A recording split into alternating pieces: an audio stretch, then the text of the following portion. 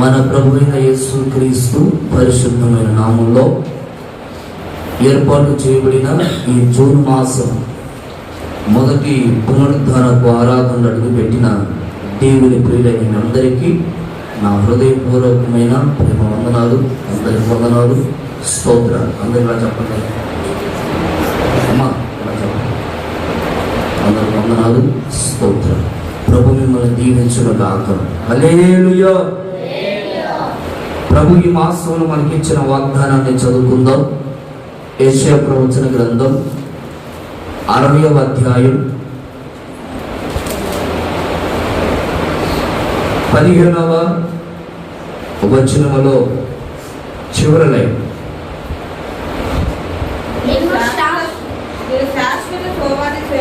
నిన్ను శాశ్వత శోభాతిశయముగాను బహుతరములకు సంతోష కారణముగా చేసేదను. దేవునికి మహిమ కలుగును గాక. హల్లెలూయా.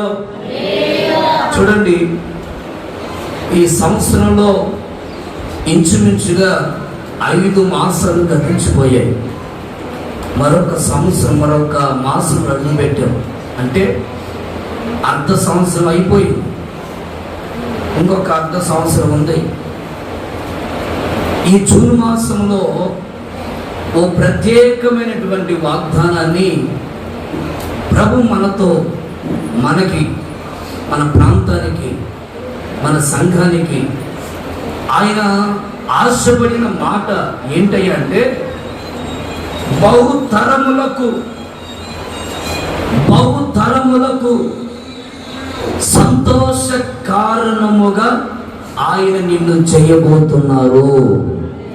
ఒకవేళ నిన్ను బట్టి సంతోషం లేదేమో, నిన్ను బట్టి నీ కుటుంబంలో ఆనందం లేదేమో, నిన్ను బట్టి నీ బంధువులకు సంతోషం లేదేమో, నిన్ను బట్టి నీ ప్రాంతంలో ఉన్న వారికి సంతోషం లేదేమో, ఒకవేళ నిన్ను బట్టి సంతోషం అనేది కాస్త దుఃఖంగా మార్చబడి, ఎందుకు ఈ జన్మ, ఎందుకు ఈ బ్రతుకు, నువ్వు బ్రతుకుతున్నావు, అవతల వాళ్ళు బతుకుతున్నారు అని కుక్క కంటే హీనముగా మాట్లాడుతూ, మనశ్శాంతి లేకుండా నవ్వుతూ, ఏం బ్రతుకురా బాబు ఈ బ్రతుకు అన్నట్లుగా ఒకవేళ పెదాలు విరుస్తూ, నిన్ను బాధపరుస్తూ, నిన్ను కలవరపరుస్తూ ఉన్నారేమో.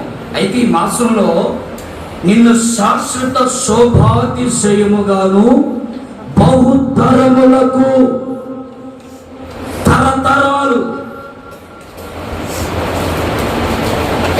ఈ ఒక్క తరం గురించే కాదు, ఈ ప్రాంతం వరకే, ఈ తరం వరకే కాదు, తరతరాలు దేవుని ఆశీర్వాదం ఎలాగ మన మీద సంతోష కారణంగా మార్చబడుతుంది అంటే, తరతరాలు. అయ్యా, తరతరాలు అంటున్నావు, నా తరంలోనే సంతోషం అనేది ఆవిరైపోయింది, సంతోషం అనేది నీరు గారిపోయింది, సంతోషం అనేది దుఃఖంగా మార్చబడి, అసలు సంతోషించాలి అనే మనసులో ఉన్నా గుండె నిండా దుఃఖం, వేదన, అవమానం, ఇబ్బందులు, నిట్టూర్పులు, ఏం చేయాలో దిక్కు తోచని పరిస్థితులు, ఒంటరిగా ఆలోచిస్తున్నప్పుడు మనసు తెరిచిపోతుంది. తరతరాలు కాదు, ఈ తరములోనే ఓ భయంకరమైన దుఃఖ సాగరములో మునిగిపోయాను. నా జీవితంలో సంతోషం అనేది ఆవిరైపోయింది. ఎన్ని రోజులైందో సంతోషముగా ఒక ముద్ద అన్నం తిని, సంతోషముగా కుటుంబంతో సంతోషముగా, ఆనందంగా, ఆశీర్వాదకరముగా, దీవెనకరముగా ఒక పాయింట్ తగ్గించడం. హల్లెలూయా. బహుతరానికి సంతోష కారణముగా దేవుడు మనల్ని మార్చునుగాక. మీరు విశ్వసించండి, మీరు నమ్మండి. ఈ మాసంలో ఇది మొదలుకొని నా దేవుడు మిమ్మును, మీ కుటుంబాలను బహుతరములకు సంతోష కారణముగా చేయునుగాక. బైబిల్లో మంచి భక్తి భక్తి కలిగిన వ్యక్తి ఒక ఆయన మనకు కనపడతాడు. అతని పేరు యోబు అని బైబిల్లో రాయబడింది. ఈ యోబట కొన్ని సమస్యలను బట్టి, కొన్ని ఇబ్బందులను బట్టి, కొన్ని శోధనను బట్టి, కుటుంబంలో కలిగిన ప్రతికూలతలను బట్టి గుండెల్లో కొంచెం వేదన, బాధ ఉన్నప్పటికీ దేవుని స్తుతించకుండా, దేవుని కనపరచకుండా ఉండలేకపోతున్నాడట. 16వ అధ్యాయం మనం చదివితే అక్కడున్నటువంటి స్నేహితులు కానీ, బంధువులు కానీ, ఇరుగు పొరుగు వారు కానీ వాళ్ళందరూ వచ్చి యోబుతో ముచ్చటిస్తున్నారు. యోబుతో ఏం మాట్లాడుతున్నారు చదవండి. 2వ వచనం. ఇట్టి మాటలు అనేకములు నేను విని ఉన్నాను. ఏనండి, ఇట్టి మాటలు నేను అనేకములుగా విని ఉన్నాను. మీరందరూ బాధకే కర్తలు గాని ఆదరణకు కర్తలు కారు. ప్రజలు వస్తున్నారట, స్నేహితులు వస్తున్నారట, బంధువులు వస్తున్నారట. యోబు ఏం కాదని అంటున్నారు. మరొక మాట ఏమంటున్నారంటే, యోబు దేవుని స్తుతించావు కదయ్యా, కనీసం దేవుడు సరే నీ భార్య సంగతి వదిలేయ్యా, దిక్కుమారింది, నిన్ను బట్టైనా దేవుడు నీ పిల్లలను దీవించాలి కదయ్యా, నిన్ను బట్టైనా నీ కుటుంబాన్ని దేవుడు ఆశీర్వదించాలి కదయ్యా. యోబు అసలు ఏమో కానీ నువ్వు దేవుని నమ్ముకున్నావు, సరే నమ్మితే నమ్మేవు కానీ నాకైతే ఏమనిపించలేదు. నీకు ఈ చిన్న వయసులో ఎన్ని కష్టాలు వచ్చినారో బాబు అని ఒక పక్క ఆదరిస్తున్నట్లుగా, ఒక పక్క గుండెల్లో గాయాన్ని రేపుతూ ఉన్నారు. ఒక పక్క ధైర్యపరుస్తున్నట్లుగానే మరొక పక్క తెలియని గుండె అంత పిప్పయిపోయేటట్లు, నిరాశించిపోయేటట్లు, మనుగడ ఆగిపోయేటట్లు, మనసులో నెమ్మది కుదుట పడనివ్వకుండా కఠినమైన మాటలు యోబుని కలవరపరుస్తూ బాధకి ఇంకా గురి చేస్తుంది. యొక్క బాధకి నేనేమంటానంటే, యోబు స్నేహితులు యోబు దగ్గరకు వచ్చి, యోబు ఏం కాదే ధైర్యంగా ఉండు, ఏం కాదే దేవుడు కొంచెం ధైర్యం ఉండి పిల్లలు చనిపోయారు, ఏం కాదులే బాధపడమాకులే, దేవుడు ఇది ఏమన్నా మనకు కావాలని జరిగిందా, దేవుని చిత్తం ఏదో జరిగిపోయిందిరా బాధపడమాకు అని స్నేహితులు చెప్పారు. అంతవరకు బాగానే ఉంది. మరలా చదువుకుంటా వస్తే నీ దేవుడు నీకేం చేశాడో బాబు, ఏం మేలు చేశాడు, నీ పిల్లలే నీ కాకుండా పోయాలి అంటే స్నేహితులు ఒక పక్క ధైర్యపరుస్తున్నారు, మరొక పక్క బాధపరుస్తున్నారు. యోబు అంటారు, మీ మాటలు నా గుండెల్లో సంతోషం ఉండనివ్వట్లేదు. మరొక కోణంలో పరిశుద్ధాత్ముడు ఎవరు రాయించారంటే, మనుషుల మాటలు ఒట్టి గాలి వంటివి. ఎందుకు గాలి అప్పుడప్పుడు తగులుతుంది, అప్పుడప్పుడు గాలి తగలదు.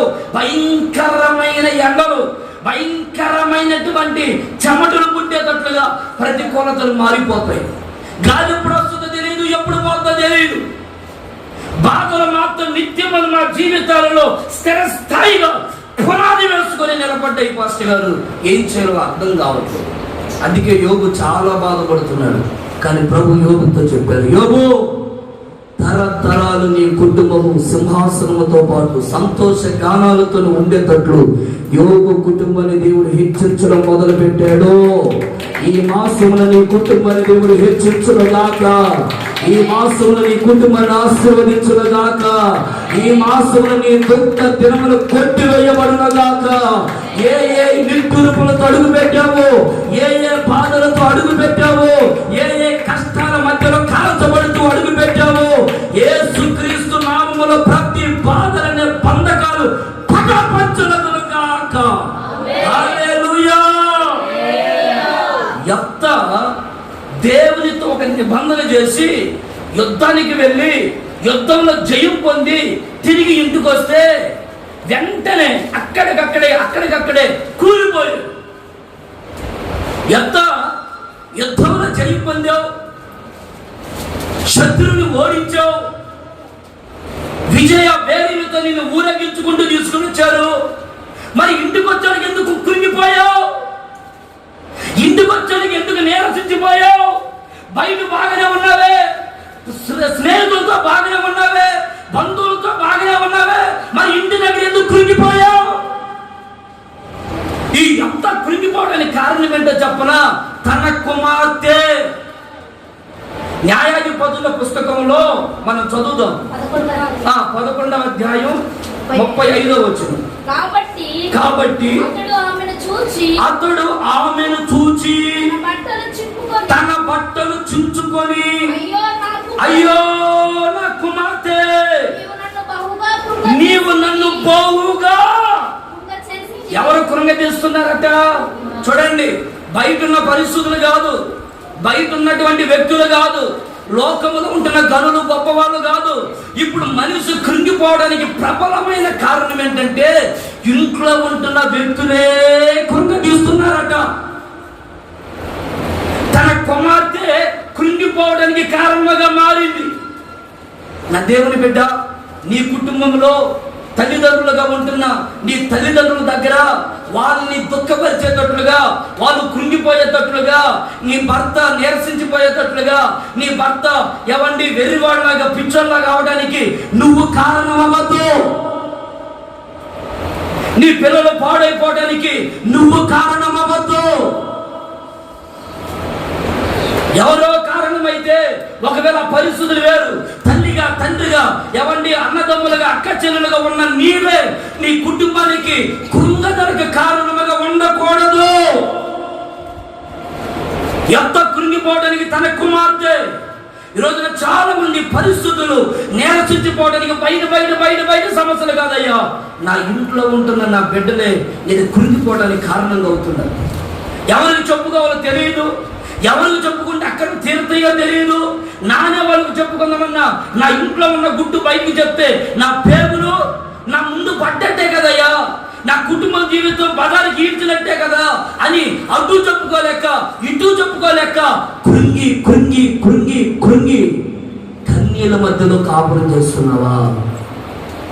ఒక పక్క తల్లిదండ్రుల ద్వారా కృంగిపోవచ్చేమో నాకు తెలియదు, బంధువుల ద్వారా కృంగిపోతున్నాయేమో నాకు తెలియదు, నీకు కడుపు పుట్టిన పిల్లల ద్వారా నువ్వు కృంగిపోతున్నావేమో నాకు తెలియదు, ఒకవేళ నిన్ను పెళ్లి చేసుకున్నటువంటి నీ భర్త ద్వారా కృంగిపోతున్నావో నాకు తెలియదు, నీ భార్య ద్వారా కృంగిపోతున్నావో నాకు తెలియదు.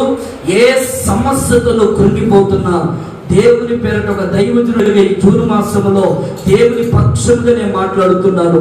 నిశ్చయముగా నీ కృంగుదలకు కారణమైన ప్రతి సమస్య ఈ జూన్ మాసంలో కొట్టివేయబడును గాక.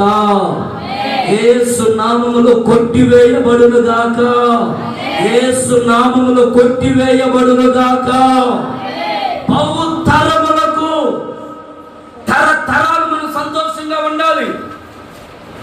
దావీదుని దేవుడు తరతరాలు ఆశీర్వదించాడు. కానీ దావీదు తప్పు ఆ తరాన్ని ఆపేసిందా? కాసేపు ఆగిపోయింది. నీ ఆశీర్వాదాన్ని నీ బిడ్డలు అనుభవించనివ్వకుండా అడ్డుపడుతుందంటే అది నీ ద్వారే. నీ ఆశీర్వాదం శాశ్వత జీవముగా మారట్లేదు అంటే అది నీ ద్వారే. నీలో ఏదో పొరపాట్లు, నీలో ఏదో దేవునికి అయిష్టమైన కార్యాలు, నీవు దేవునికి నచ్చని పని ఏదో ఒకటి నీ గుండెల్లోనో నీ మనసులోనో నీ ఆలోచనలోనో నీ ప్రవర్తనలో దాచిపెట్టేవేమో. జాగ్రత్త.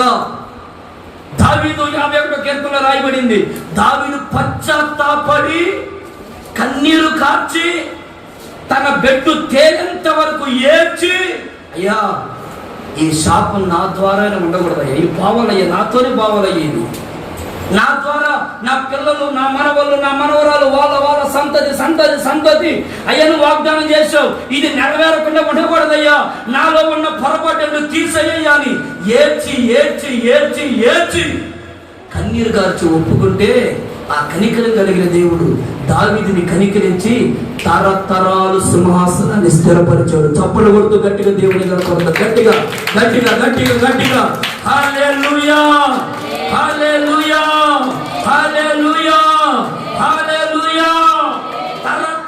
తరతరాలు దావీదు సింహాసనమే నేటికి స్థిరపడింది. ఎలా? దావీదు తన తరాన్ని ఆగిపోకుండా శుద్ధీకరించుకొని సరిచేసుకోవడానికి ఇష్టపడ్డాడు. నా ప్రియ దేవుని బిడ్డలారా, తప్పులు లోపాలు ఒకవేళ ఇబ్బందులు కష్టాలు ఈ ప్రతి మనిషి జీవితంలో సాధారణంగా ఉంటాయి. కానీ ఆ తప్పే నీ తరానికి ఒక శాపంగా మారకుండా ఉన్నట్లుగా జాగ్రత్త పడు.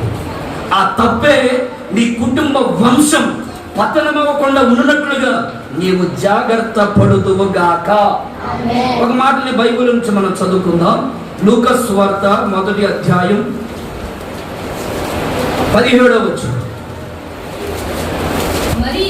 మరియు అతడు తండ్రుల హృదయములను పిల్లల తట్టునకును అవిధేయులను నీతిమంతులను జ్ఞాపకమును అనుసరించుటకు త్రిప్పి ప్రభు కొరకు ఆయుక్తపడి ఉన్న ప్రజలను సిద్ధపరచుటకై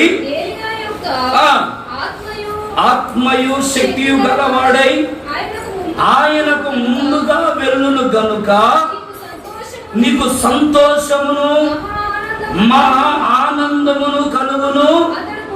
అతడు పుట్టినందున అనేకులు సంతోషించదరు.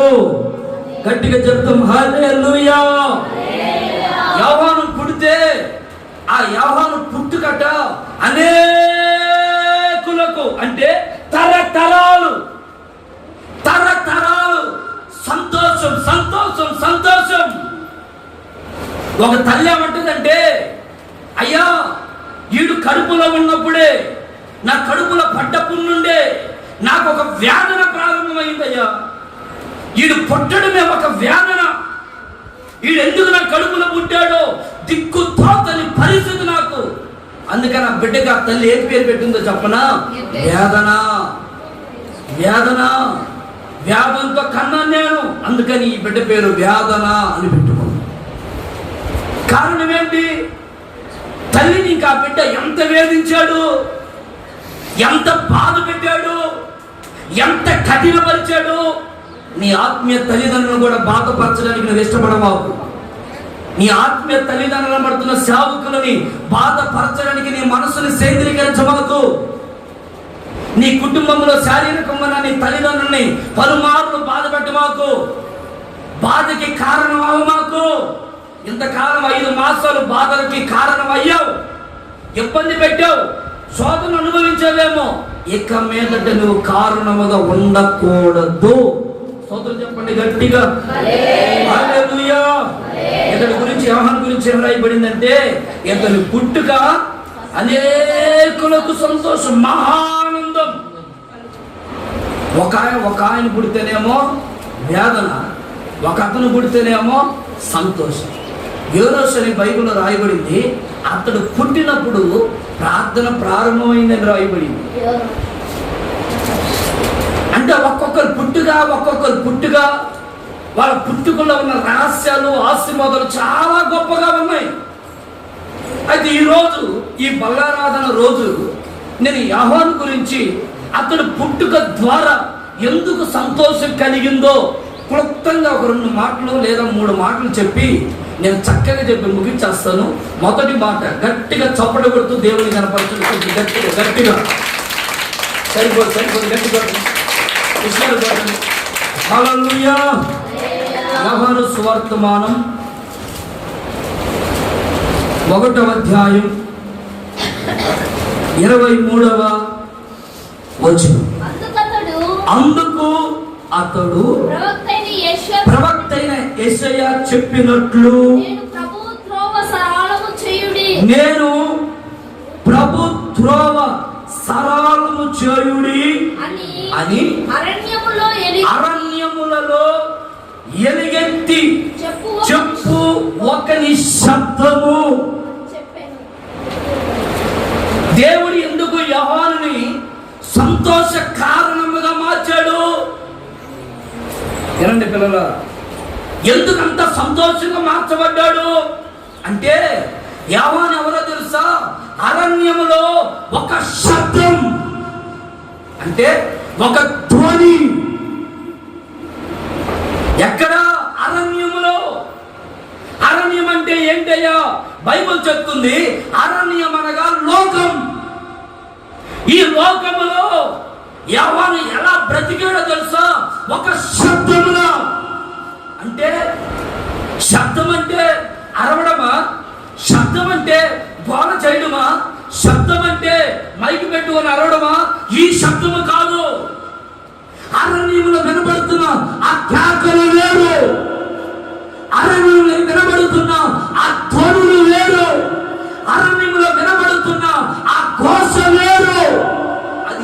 ఘోష తెలుసా?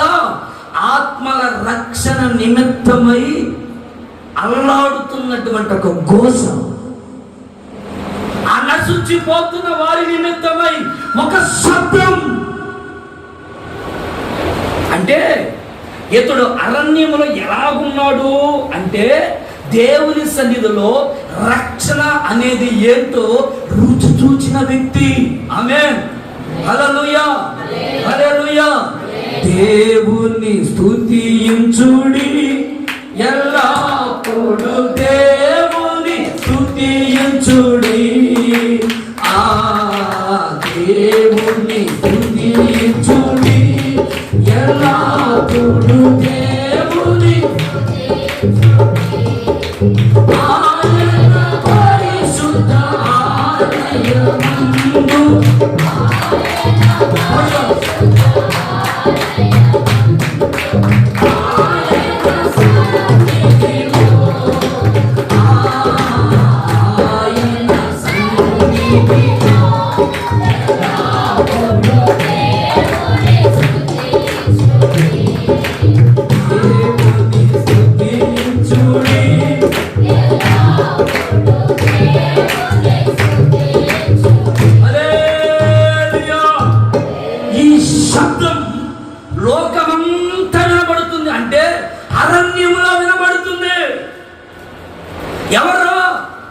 ఎంతో శబ్దం వినబడుతుంది. ఎవరన్నాడు? కొంతమంది అక్కడున్న పరిచయులు, సద్దుకయ్యలు, కొంతమంది దేవుని విరోధులు అందరూ కూడా తిరుగుతూ ఉన్నారు ఆ ప్రాంతాల్లో. ఏం శబ్దం? ఎవరక్కడ? అయ్యా నేను యోహాను. అయితే మీ దేవుని ఆరాధించుకునేటప్పుడు సౌండ్ రాకుండా ఆరాధన చేయి. సౌండ్ బయటకు వచ్చిందా ఇక మెడ మీద తలకాయ ఉండదు. అందుకని సౌండ్ రాకుండా చేయి.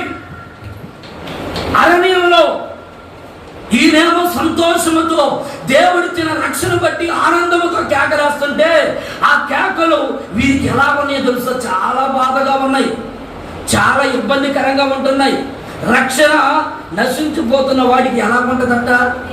వెర్రితనంగా ఉంటుందట. వెర్రితనం, వెర్రోడ్ని వీడు అన్నట్లుగా వారికి మనం చూసినప్పుడు ఎలా ఉంటుందయ్యా అంటే వీళ్ళేంటో తెల్లబట్టలేంటో, వీళ్ళ భక్తి ఏంటో, వీళ్ళేంటో బాబు వీళ్ళకే పని పట్టలేదా అన్నట్లుగా వాళ్ళ మనసంతా ఏమైపోతుంది అంటే ఒక దయనీయమైన ఆలోచనలో పడిపోతుంది.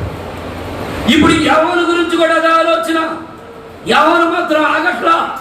ఇప్పుడు ఎవరైనా మన దగ్గరికి వచ్చి బాబు సౌండ్ తగ్గే అన్నారనుకో, అప్పుడు వెంటనే నేను రియాక్ట్ అవ్వాలా లేకపోతే మీరు రియాక్ట్ అవ్వాలా? మనందరం తల్లులు రియాక్ట్ అవుతాం. పాస్టర్ గారు నువ్వే తగ్గించమని అంటే అర్థం ఏంటయ్యా అంటే అసలు వాళ్ళ దాకా మనకెందుకయ్యా, మనకెందుకు వాళ్ళ నువ్వే తగ్గించు అంటే అర్థం ఏంటయ్యా? మన మందిరానికి ఓకే, నీది నేను కాదన్నా. దేవుని స్తోత్రం చెప్పండి గట్టిగా. ఒక్కొక్కసారి మన శబ్దం, మన ఆత్మ ఘోష, మన రక్షణ ఆనందం సర్వలోకమంతా చూడాలి. స్తోత్రం చెప్పండి. అరణ్యం అంతా వినబడుతుంది. నీ రక్షణ నీ ఇంట్లో తెలుసా? అసలు నువ్వు రక్షణ పొందినట్టు, బలారాధన తీసుకుంటున్నట్టు, అరే ఈ మనిషి దేవుని పెట్టారా, మన దగ్గర పనికి వస్తున్నాడు, ఉద్యోగం చేస్తున్నాడు, వ్యాపారం చేస్తున్నా, దేవుని పెట్టారా, దేవుని పెట్టా అని ఏమైనా తెలుసుకుంటున్నారా? ఒక ఆయన ఉన్నాడండి, ఇంటి దగ్గర చూస్తేనేమో తెల్ల బట్టలు వేసుకుని ఉంటాడు, ప్రార్థనకు వచ్చేటప్పుడు బాగానే ఉంటాడు, మళ్ళా పనులకి, ఉద్యోగాలకి, వ్యాపారాలకు వెళ్ళాడు అనుకో, ఇక వాళ్ళ కోణంలోకి వెళ్ళిపోతాడు. వాళ్ళ పూర్తులు, వాళ్ళ వ్యవహారాలు, వాళ్ళ సరసక్తులు, ఇక ఏంటో వీడు చూస్తే వీడు మావాడే. సినిమా జోకులు, అమ్మా ఆ సినిమాలు ఏముందా నిన్న చూద్దాం అనుకున్న సెల్ ఫోన్లో చూసాడే కానీ అంటే ఇప్పుడు వాడు ఏమనుకుంటాడు, వీడు పెద్ద తెచ్చిపోయేవాడు కాదు కదా, వీడు మనలోడే, వీడు మనవాడేరా, వీడు మనతో తిరిగేవాడేరా బాబు అంటే ఏమైపోతుందో తెలుసా? నువ్వేమో ఎక్కడేమో దేవుణ్ణి ఆరాధిస్తున్నావు, మరో చోటకు వచ్చేకి నీ ఆత్మీయ జీవితం ఏమైపోతుంది అంటే బద్దలైపోతుంది, ఆగిపోతుంది. నీ స్థితి ఎలా ఉండాలి? నీ మనుగడ ఎలా ఉండాలి? క్రైస్తవుడు అంటే ఎవరు? క్రైస్తవుని గురించి యేసుప్రభు అసలు ఎందుకు ఈ లోకానికి వచ్చాడు, అసలు ఆ దీక్ష, ఆలోచన, ఆయన రక్తంలో ఉన్నటువంటి ప్రసన్నతో, శక్తి ఏంటో నీకు తెలిస్తే కదా దేవుని కొరకు రోషంగా ఈ భూమి మీద నిలబడ్డానికి, ఆయన కొరకు తెలియాలి. ఈ ఫోన్ విలువ నాకు తెలియకపోయింది అనుకో, దీని సంగతి ఏం చేస్తాను చెప్పండి? ఏం చేస్తానన్నా? దీని విలువ నాకు తెలియకపోతే సరదాగా తీసిరేస్తాను కదా. అదే దీని విలువ నాకు తెలిసింది అనుకో, ఆయన ఇప్పుడు రెండు రోజులు బయటపోయి తల్లి ఇది ఒకరైనా జాగ్రత్తగా కాపాడుకోవాలా అని ఎంతో భయపడతా జాగ్రత్తగా. ఇదేమన్నా మిస్టేక్ అయిందా? ఎంతో జాగ్రత్తగా అసలు సెల్ ఫోన్ ఎంత జాగ్రత్తగా వాడుకుంటామో ఆమె చెప్పండి గట్టిగా, సోదరు చెప్పండి గట్టిగా. అంటే దాని విలువ మన వాళ్ళు చెవుకి చిన్న బంగారం పెట్టారు. ఆ బంగారం అంటే ఆడుకుంటా ఆ ఇసుకలో పోయింది. ఇక చూడండి, ఇంట్లో ఉన్న వాళ్ళందరూ వచ్చి ఆ ఇసుక అంతా ఒక్కసారి ఒక్కొక్క ఇసుకను ఎక్కేశారు. ఆ రోజుల్లో అబ్రాహాముతో దేవుడు వాగ్దానం చేశాడు, ఏమని? నీ సంతానం ఇసుక రేణుల వల్లే. అయితే ఇసుకను కూడా లెక్కేశారు. దేవుని సోదరులు చెప్పండి, ఎప్పుడు లెక్కేశారు అంటే బంగారపు కమ్మి దొరుకుతుందా లేదా అని. అప్పుడు దాని విలువ తెలిస్తే ఒక్కొక్క అంత నెడతలేని తీసుకా ఆ నెట్టేటప్పుడు పోద్ది. అయితే కొద్ది అంటే ఎంత జాగ్రత్తగా ఇంకొక వాళ్ళమ్మ వచ్చి సలహా ఇచ్చుదయ్యో ఎట్టెట్టెట్టెట్టెట్టంటే దొరకదయ్యా. అది ఉంది కదా, అది ఏదది జల్లుడు. ఆ జల్లుడు వచ్చి పోస్తే దాంట్లో ఉన్నది ఏదో కింద పడుద్దయ్యా. మొత్తం జల్లుడు అంతా పోసాడు. దేని కొరకు? దాని విలువ నీకు తెలుసు కనుక. అట్లాగే యేసయ్య విలువ నీకు తెలిస్తే ఈ భూమి మీద నువ్వు ఏ స్థలములో ఉన్నా ప్రభుని కనపరుస్తూనే ఉంటావు. చదువు కొట్టండి గట్టిగా, హల్లెలూయా. ఎవరో తెలుసా? దేవుని విలువ తెలిసినవాడు, రక్షణ విలువ తెలిసినవాడు, క్రైస్తవుడికి నిదర్శనం యోహాను. దేవుని కొరకు బ్రతికేవాడు. మాటలు, ఉత్తత్త మాటలు, బడాయి మాటలు, మెప్పించే మాటలు. పాస్టర్ గారు ఇక చూడు, ఇక నా రంగు చూడు, నా హైట్ చూడు, నేను ఎట్టుంటానో చూడు అని ఈ బడాయి మాటలు, సోకులు మాటలు ఆయనకి పడవు. ఆ మనోళ్ళు చెప్పే మాటలు ఎట్టుంటాయి అని డబ్బు. ఇక మనోడు ఇక చర్చిని కానీ అయ్యో మందిరాన్ని కానీ విడిచేవాడు కాదయ్యా అన్నట్లుగా ఉంటారు. అంత పై మాటలు. భక్తులు బైబిల్ ఏం రాయబడుతుందంటే ఈ లోకమనే అరణ్యంలో యోహాను ఒక శబ్దం, ఆ శబ్దం ఏం చేసిందంటే ప్రపంచాన్ని కదిలించేసింది. సభలు కొట్టండి గట్టిగా కొట్టండి. హల్లెలూయా, హల్లెలూయా, హల్లెలూయా. ఈ పరిసయ్యులు, ఈ సద్దుకయ్యులు వీళ్ళందరూ వచ్చి ఏమంటారంటే, అయ్యో యోహాను అసలు ఎవడిచ్చాడు నీకు అర్హత? ఎందుకు బాప్తిసం ఇస్తున్నావు? బాబు నాదేముందయ్యా, అసలు నా వెనకొచ్చేవాడు ఉన్నాడు, ఆయన చెప్పులు వారైన ఇప్పడానికి నేను యోగ్యుని కాదయ్యా. ఆయన నీళ్ళతో కాదు, అగ్ని అభిషేకంతో బాప్తిసం ఇస్తాడు. సోదరు చెప్పండి. అంటే ఈయన నమ్మినటువంటి ఆ రక్షణ కొరకు ఎంత త్యాగశీలుడిగా మార్చబడ్డాడు. తరతరాలు నీ చరిత్ర నిలబడాలంటే, నీ తరం 10 తరాలు చెప్పుకోవాలంటే త్యాగపూరితమైన జీవితం నీవు అనుభవించాలి, నువ్వు చెయ్యాలి. ఏ రోజు భార్య తన కుమార్తె వచ్చి, అయ్యా నాకు యోహాను తల కావాలంటే తల సంతోషంగా తీసేసుకోవాలి, ఇచ్చేసాడు తల. దేవుని కొరకు రోషంగా బ్రతికే వ్యక్తి బ్రతుకు మీద ఆశ పట్టదు. ఏం సంపాదించాలా, ఎవరిని మోసం చేయాలా, ఎవరి దగ్గర కూర్చుకోవాలా, ఎవరు ఇంట్లో కూర్చొని అన్ని సంపాదించుకోవాలి, లేకపోతే 10 చోటుకి వెళ్ళి నేనే బాగా అందరికంటే బాగా సంపాదించాలని మందిరాలు కూడా మానేసి సంపాదన మేము పడుతున్నారు. మందిరాలు కూడా మానేసి. అంటే దేవుని సన్నిధిలో రక్షణ విలువ నీకు తెలియట్లేదు కనుకన నీ శబ్దము వినపడట్లేదు, బయట వినపడట్లా. హల్లెలూయా. నీ శబ్దం వినపడాలా యేసు నామములో. చెప్పండి గట్టిగా చెప్పండి. 29వ వచనం ఏం రాయబడిందంటే, మరునాడు యోహాను యేసు తన యొద్దకు రాగా ఆయన చూసి, ఇదిగో లోక పాపమును మోసుకొని పోవు దేవుని గొర్రెపిల్ల. యేసయ్య ఎవరు? ఆయన సాధారణంగా చూడట్లేదు. యోహాను అతని సాధారణంగా గమనించట్లేదు. ఈయన పాప పరిహారార్థమై ఆయన మన మధ్యలోకి రావడానికి కారణం ఏంటో తెలుసా? మనుషుల పాపం పరిహరించబడడానికి, ఒక గొర్రె పిల్లగా వధించబడడానికి ఈ లోకానికి వచ్చాడు. గొర్రె పిల్ల వలె. ఈ గొర్రె పిల్లను చూసి నమ్ముతున్నారేమో, జాగ్రత్త. ఈ గొర్రె పిల్ల ఎవరో తెలుసా? మనుషుల పాప పరిహారార్థమై వధించబడడానికి త్యాగపూరితమైన గొర్రె పిల్ల.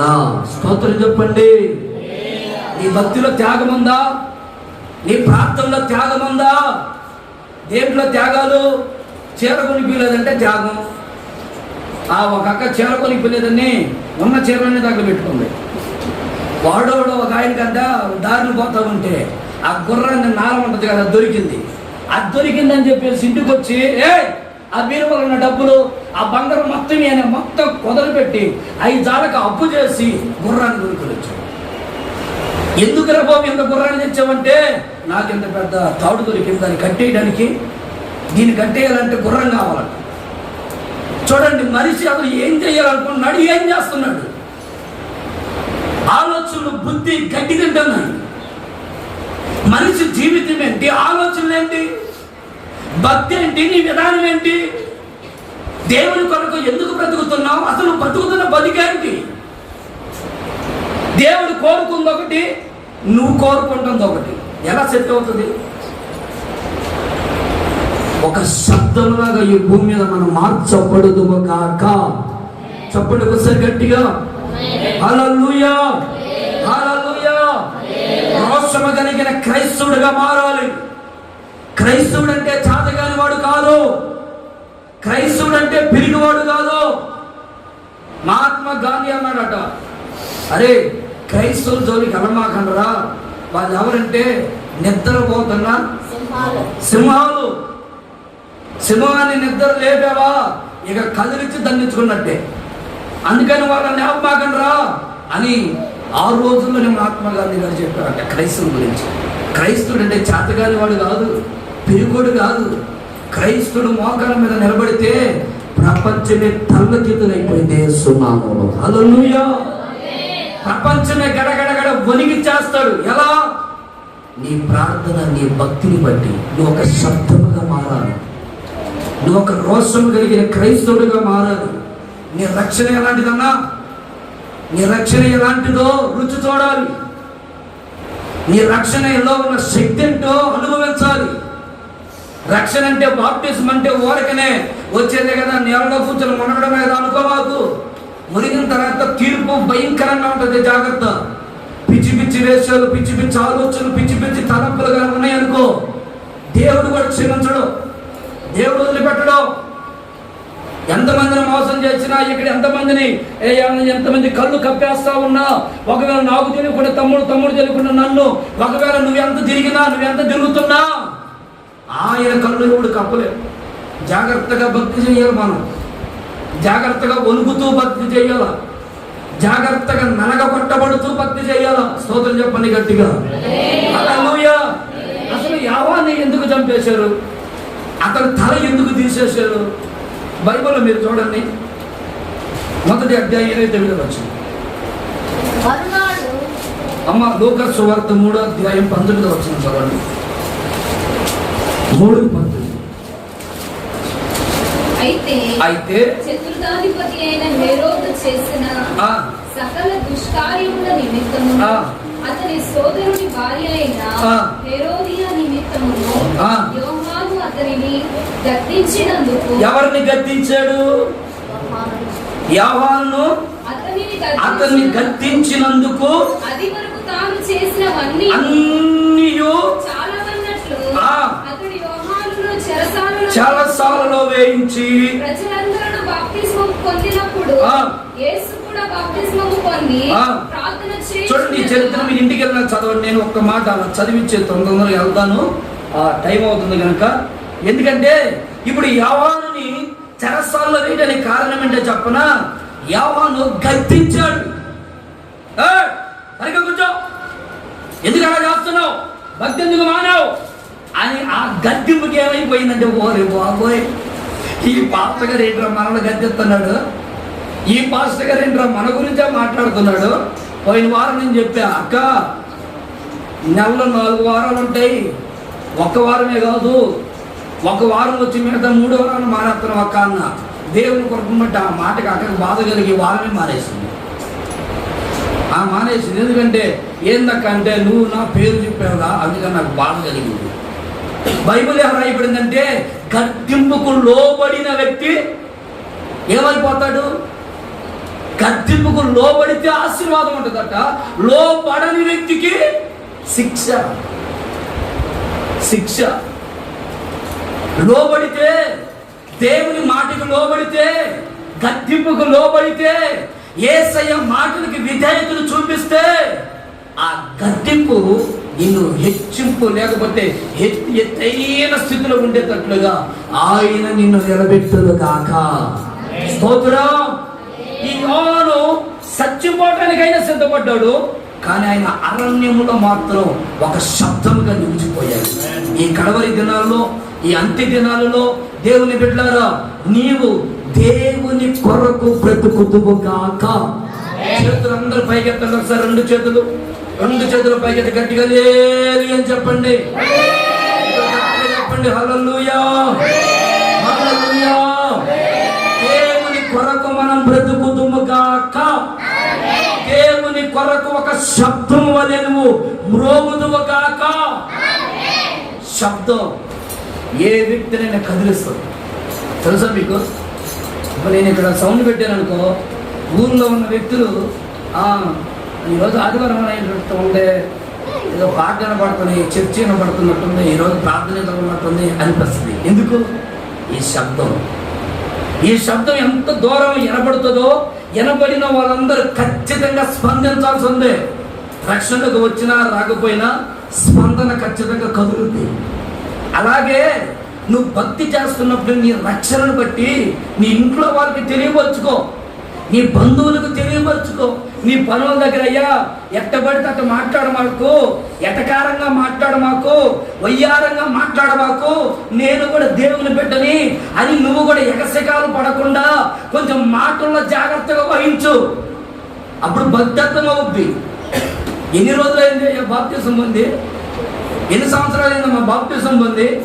బాప్తిసం పొంది రోజులు గడుస్తున్నా ఇంకా ఎటకారాలు చమత్కారాలు మారలా.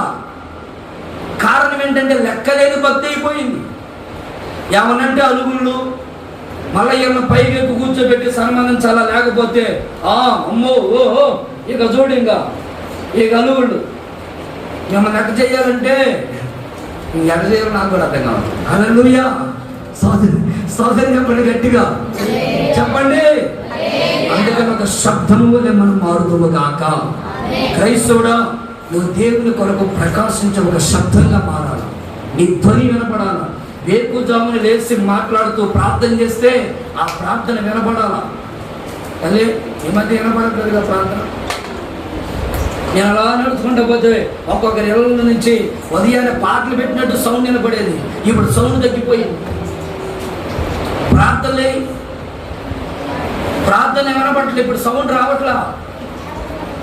ఇప్పుడు ఒకప్పుడు ఉదయాన్నే లేస్తే ఇక పాటలు, జ్యోతిర్మయుడా నా ప్రాణ ప్రియుడా స్తుతి మహిమలు నీకే,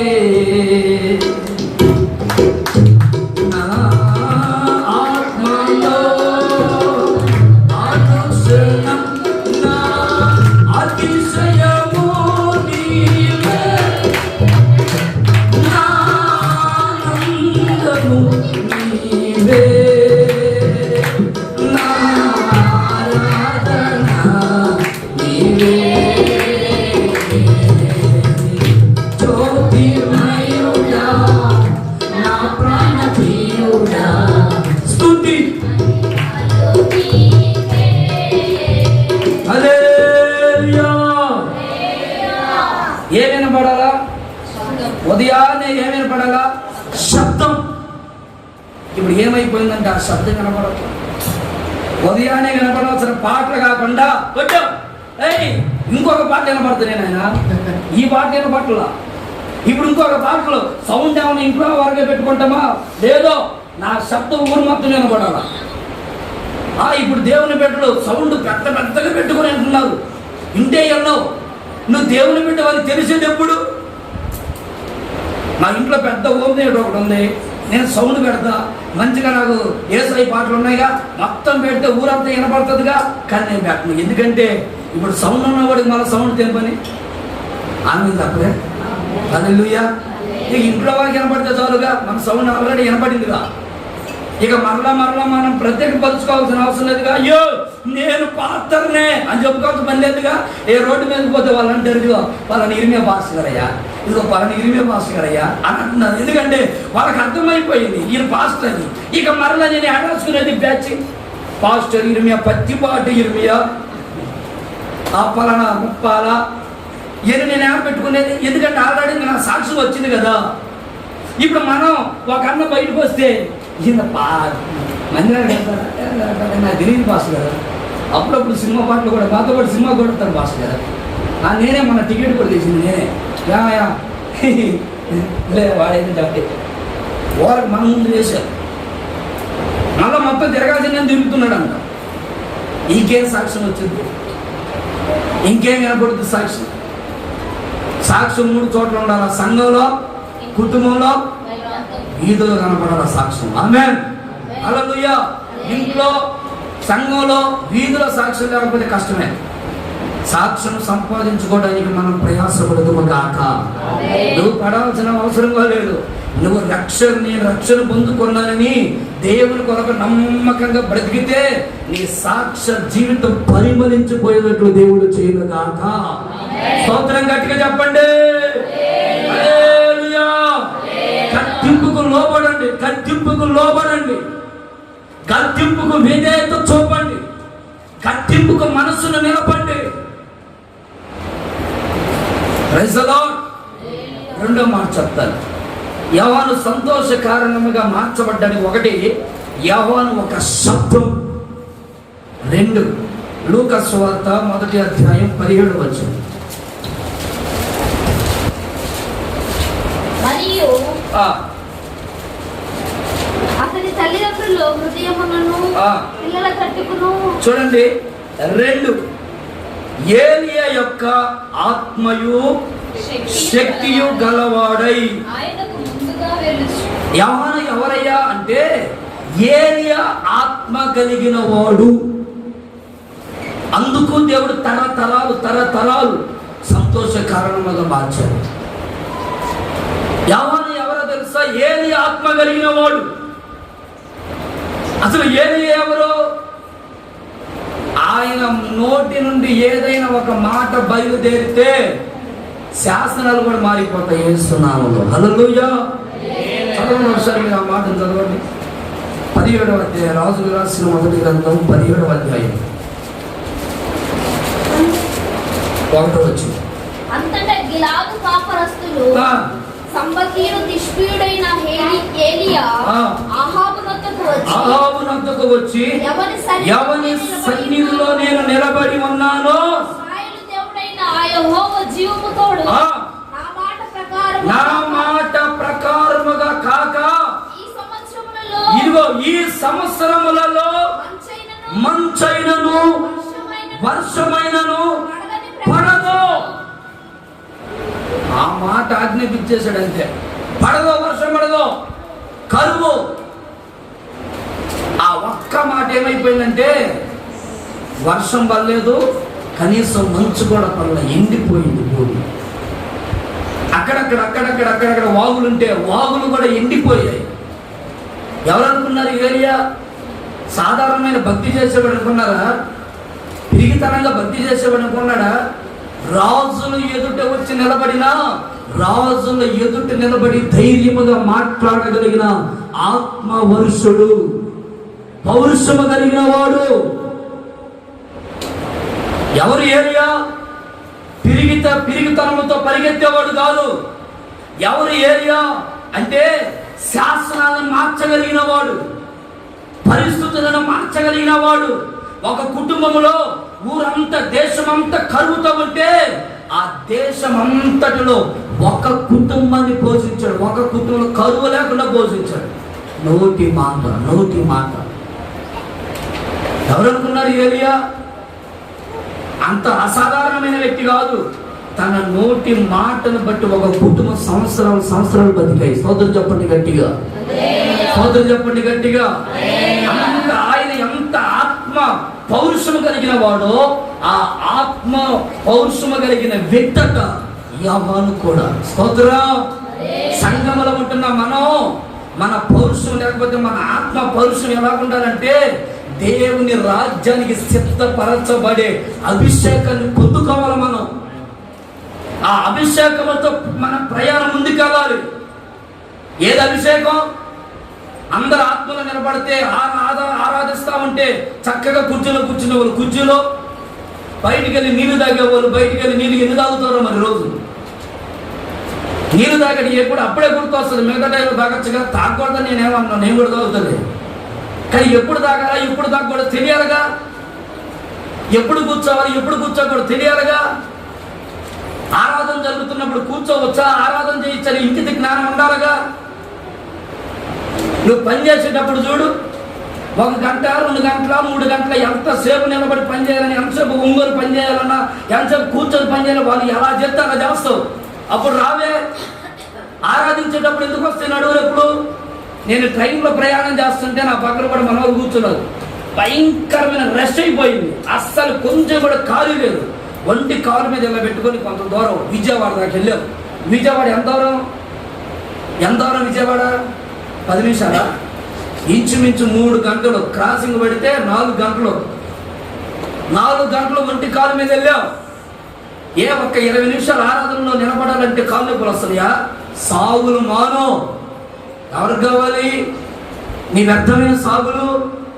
భక్తి నేర్చుకోవడానికి ఇష్టపడి కడవరి దినాల్లో ఆమేన్. దేవుని కొరకు మీరందరూ పురికొల్పబడాలన్నదే నా గుండెలో ఉన్న ఆత్మ దేవత. మీరు మనస్సు నొచ్చుకోవాలని కాదు, మీ మనస్సు నొచ్చుకుంటే మంట పుట్టుద్దని ఆవేదనతో మాట్లాడుతున్నాను. ఎన్ని రోజులు చూస్తాం, ఎన్ని సంవత్సరాలు చూస్తూ ఉంటాం. ఇక రోజు ఆడేస్తూ ఉంటాం. దేవం రోజు ఎవడు పొగుడుతూ ఉంటాడు, వస్తేరా లేకపోతే మాని ఎవడు పొగుడుతూ ఉంటాడు. మనం చేసేది కొద్దిగా, మిమ్మల్ని రోజు పొగడంటే నేనేడ పొగిడేది? దేవునికి స్తోత్రం చెప్పండి గట్టిగా, స్తోత్రం చెప్పండి గట్టిగా. యావాను ఎవరంటే ఎవడు యోహాను దగ్గరికి వెళ్ళట్లా. ఎందుకంటే యావాను ఏమంటుంది? సర్ప సంతానమా అంటాడు ఒక మాట. ఆ మాట ఎవరికన్నా నచ్చుద్దా? మాట్లాడలేదంటే ఇప్పుడు ఏమన్నా ఏం అటు ఇటు తిరుగుతున్నా కూర్చో అన్నాను. ఆ మనిషికి ఎలా ఉంటుంది? పాస్టర్ గారు నా గురించి కావాలని చెప్పాడు అనిపిస్తుందా లేదా? ఇప్పుడు ఆ మాట వాళ్ళకి ఏమనిపిస్తుంది? అదే కానీ అక్క అమ్మ నేను సలహా తెప్పించుకుంటే తాగున్నా, ఏసీ పెట్టలేదు, రాత్రి పెట్టేదంతా నా శాంపుల్ నేను మీకు కూడా అనిపిస్తున్నాను.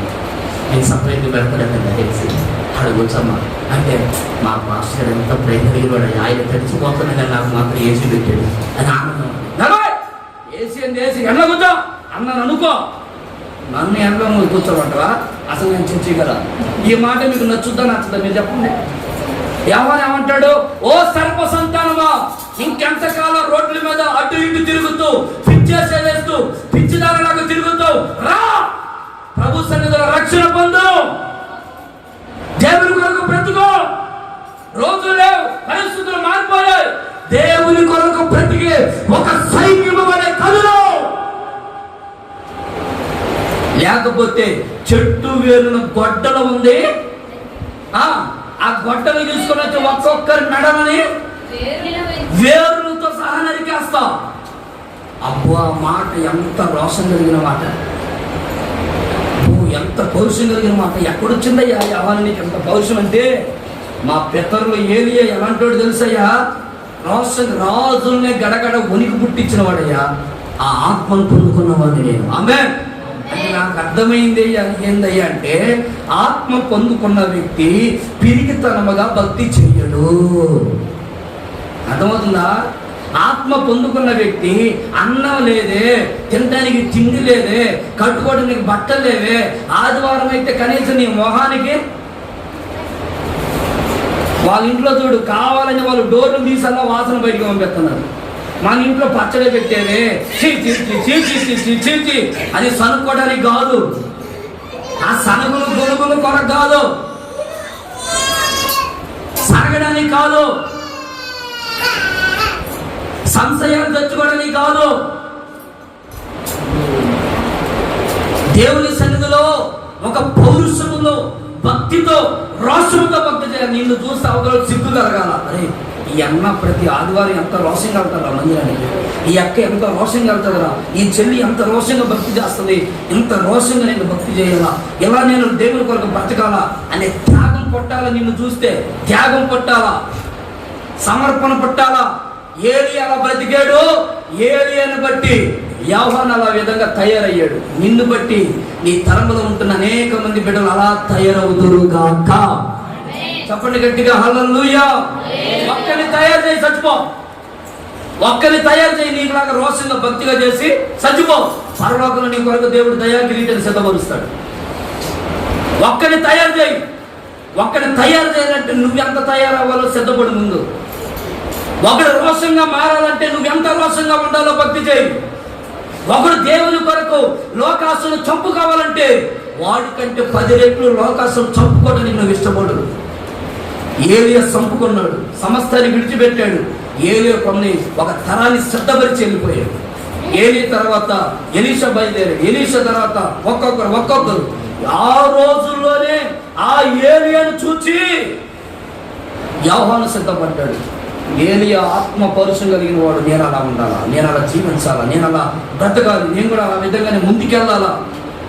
అబ్రహాం గురించి, అబ్రహాం బలిపడడానికి వెళ్తా అక్కడున్న పని వాళ్ళతో ఆ కొండ మీద దగ్గర ఆగి, మీరు ఆగండి, నేను నా కొడుకు వెళ్ళి ఆ పైకి వెళ్ళి బలి చేసి మరలా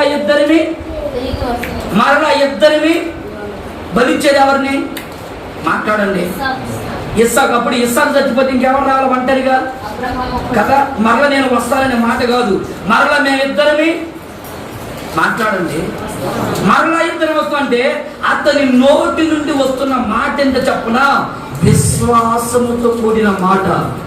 దేవుడు ఖచ్చితంగా నా కుటుంబాన్ని ఆశీర్వదిస్తాడు. నా మాట ఆడదాకి వెళ్ళాడు, కత్తిగోడు ఎత్తాడు, అయినా ఆయనకి విశ్వాసం ఉంది. చచ్చిపోయిన నా బిడ్డను మరల దేవుడు బతికిస్తాడు. సోద చెప్పండి గట్టిగా. 4 రోజులు సమాధిలో ఉన్న వ్యక్తి ఏ రాజా రా బయటికి అంటే దిక్కులు లేసి వచ్చాడు. నా కొడుకు మెడ అడిపోయిన మరల అయ్యో నీ మెడ అడిపోయిందిరా, వచ్చిన ఏనుగు మెడ తీసుకొని వచ్చి పెట్టడం, లేకపోతే 10 తలకాయలు వచ్చి తీసుకొని వచ్చి అతికింతాడు. దేవుడు ఏం చేస్తాడంటే ఆయన అసాధ్యమైనది ఏది లేదు, నా బిడ్డను బతికిస్తాడని కత్తి కూడా లేపాడు. అబ్రహాం, ఇందును బట్టి నీవు నాకు భయపడు వాడవని నాకు అర్థమైంది. నీకు అర్థమైంది కాదు, నాకు అర్థమైంది. నువ్వు నాకు భయపడే వ్యక్తివని నేను నిర్ధారణ చేసుకున్నాను. నాకు నిర్ధారణ అయింది. నీ భక్తి దేవునికి నిర్ధారణ అయ్యేంత వరకు నీ కుటుంబ పరిస్థితులు మారవు. గుర్తుపెట్టుకో, నీ భక్తి దేవునికి నిర్ధారణ అయ్యేంత వరకు నీ ప్రతికూలతలు నిన్ను విడిచిపెట్టి పోవు. దేవుని సన్నిధిలో నిర్ధారణతో భక్తి చేయి. మనుషులు కనబడే భక్తి కాదు, యథార్థమైన భక్తి చేయి. యథార్థంగా దేవునికి లోబడు, యథార్థంగా ప్రభుని కనపరచు, యథార్థంగా ప్రభుని స్తుతించు. ఇంట్లో ఉన్న, బయట ఉన్న, బస్సు ఎక్కిన, ఆటో ఎక్కిన, ట్రైన్ ఎక్కిన, వ్యర్థమైన మాటలు, వ్యర్థమైన ముచ్చట్లు, వ్యర్థమైన సినిమాలు, వ్యర్థమైన పోకిరి శాస్త్రాలు, వ్యర్థమైన జోకులు, వ్యర్థమైన సీరియళ్ళు, వ్యర్థమైన మంది పక్కన పెట్టి యథార్థంగా భక్తి చేయుదుము గాక. చెప్పండి చేతుల పైకెత్తి గట్టిగా హల్లెలూయా, హల్లెలూయా. ఏలియా ఆత్మవశుడై, యోహాను కూడా అదే ఆత్మవశుడై మాట్లాడుతున్నాడు. నేను సావడానికి సిద్ధమయ్యే ఈ మాటలు మాట్లాడుతున్నాను. నేను చనిపోయినా పర్వాలేదు, కానీ మీరు బాప్తిసం పొందండి, దేవుని కొరకు బతకండి. అటు ఇటు 2 తలంపులతో ఉండద్దో, ఒక్క తలుపుతో భక్తి, ఒక్క ఆలోచనతో భక్తి చేయి. కాసేపు దేవుడని, కాసేపు సినిమాలని, కాసేపు లోకమని, కాసేపు వేసయ్యని పిచ్చి అటు ఇటు ఎగరమాకు, గంతులేమాకు. జీవితం పతనం అయిపోయింది. జాగ్రత్త. ఇప్పటికే అయిన సగం ఇంకా గుర్తుపట్టట్లా, ఇంకా సగం జీవితం అంతా కనుమరుగైపోతుంది. మనకు అర్థం కావట్లా. నా జీవితంలో ఇంత దౌర్భాగ్యమైన అనారోగ్యం కలుగుతుంది, సమస్యలు వస్తున్నాయే, ఇకనైనా నేను దేవునికి లోపడాలా, ఇకనైనా నేను దేవునికి అప్పగించుకోవాలా. ఆ మనసు నీలో నుండి అది పుడితే కదా దేవుడు ఆశీర్వదించడం ప్రారంభించేది. పౌరుషం ఉండాలా. నేను దేవుని సన్నిధిలో నమ్మకంగా ఏం చేయాలి, పరిచర్య చెయ్యాలి. ఆ ధైర్యం ఉండాలా. నీ దేవుని కొరకు చేస్తా. అయ్యా నీ పరిచయం ఏంటి మందిరంలో?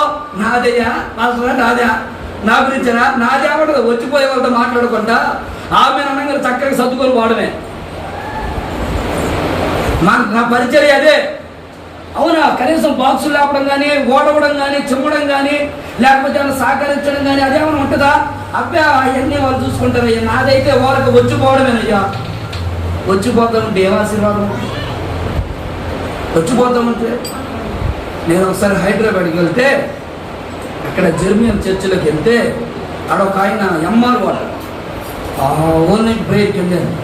నేను కొంతమంది పాస్టర్లు నైట్ అన్నతో మాట్లాడదామని మీటింగ్ అంతా ఓన్ నైట్ అయిపోయిన తర్వాత 1 గంట 2 గంటలప్పుడు ఆడ కూర్చుంటే పైన బాల్కనీ ఒక ఆయన ఎంఆర్ఓ మంచిగా మాప్ తీసుకొని తుడుస్తూ ఉన్నాడు, మాప్ కాడేస్తున్నాడు. ఈ జానం నుండి అయ్యా మీరు ఇక్కడ పరిచారకులు అంటే, అవునయ్యా నేను కొన్ని సంవత్సరాల నుంచి ఇక్కడ పరిచయం చేస్తున్నానయ్యా. అవునా? మీరు ఏం చేస్తారండి అని అంటే, నేను ఎంఆర్ఓ అన్నాడు. మేము స్టక్ అయిపోయింది. నేను ఎంఆర్ఓ అన్నాను.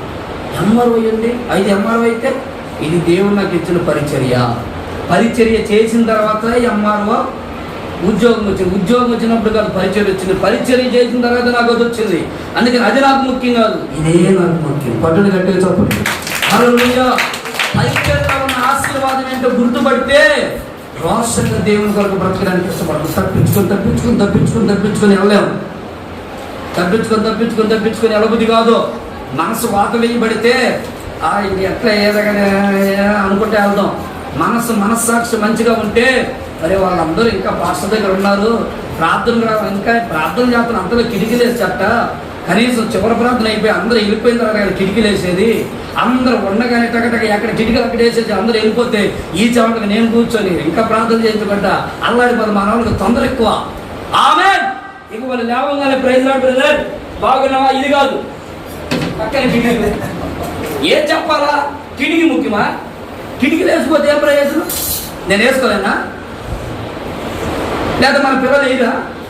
ముందు ఆమేన్ అనగానే పలకరించుకొని పరవశించుకొని, అక్క ఎక్కడి నుంచి అక్క బాగున్నావా, ఏం దగ్గర నేను ఆదివారం గెలవలేదక్క, ఇప్పుడు ఎట్లా ఉన్నారు మీ పిల్లలు బాగున్నారంట అన్న, ఏం సంగతి అన్న, ఏంది వల్లాలకి మిగతా వాళ్ళనే ఉన్నా అంటే ఇట్లా మాట్లాడుకుంటా ఒకరికొకరు సరి చేసుకుంటా.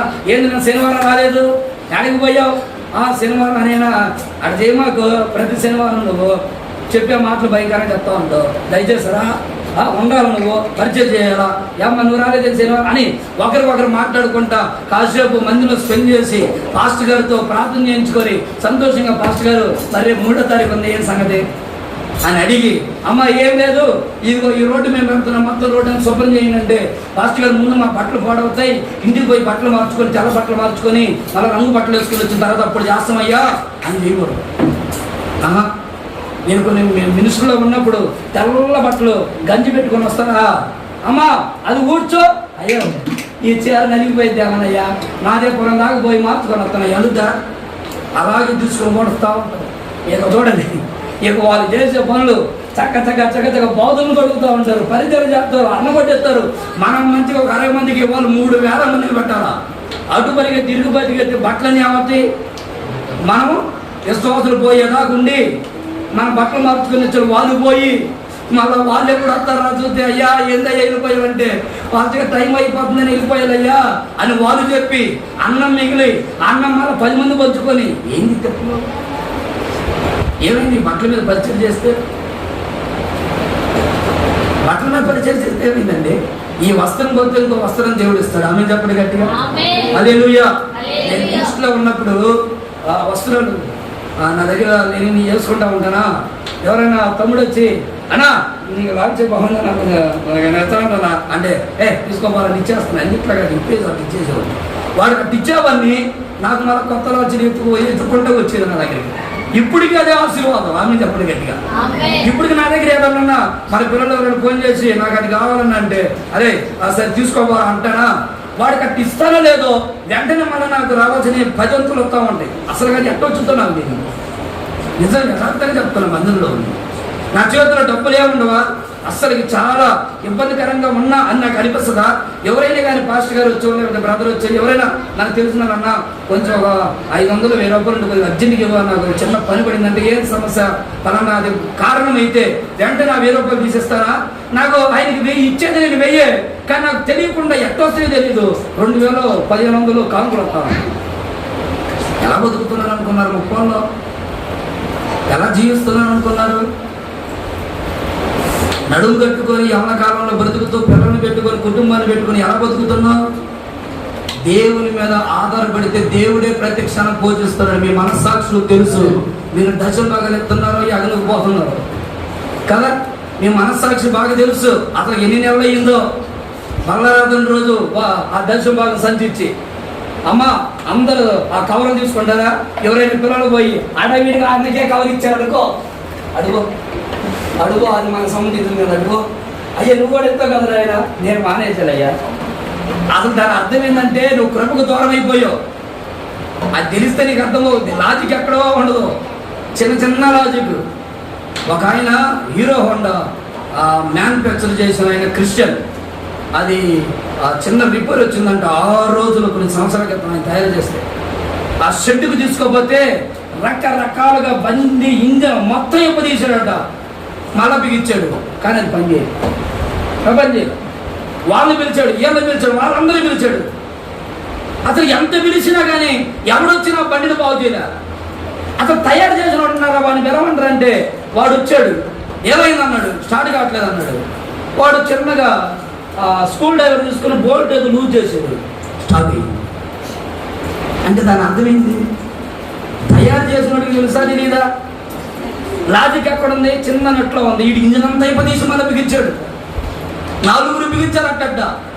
ఆయన అంటాడు ఎవరు తయారు చేశారో ఆ తయారు చేసిన వ్యక్తికి తెలుసు ఎక్కడ ఏ బోల్ట్ ఉంటుందో, దేని ఎక్కడ కదిలించాలో, దేని ఎక్కడ ఫిట్ చేయాలో. అది ఎంత వాస్తవమో భక్తి చేస్తున్న నీలో దేవుడు కూడా కొన్ని విషయాలలో నేను ఎలా దీవించాలో, ఎలా హెచ్చించాలో కొన్ని మెలుపులు నీ జీవితంలో పెట్టాడు.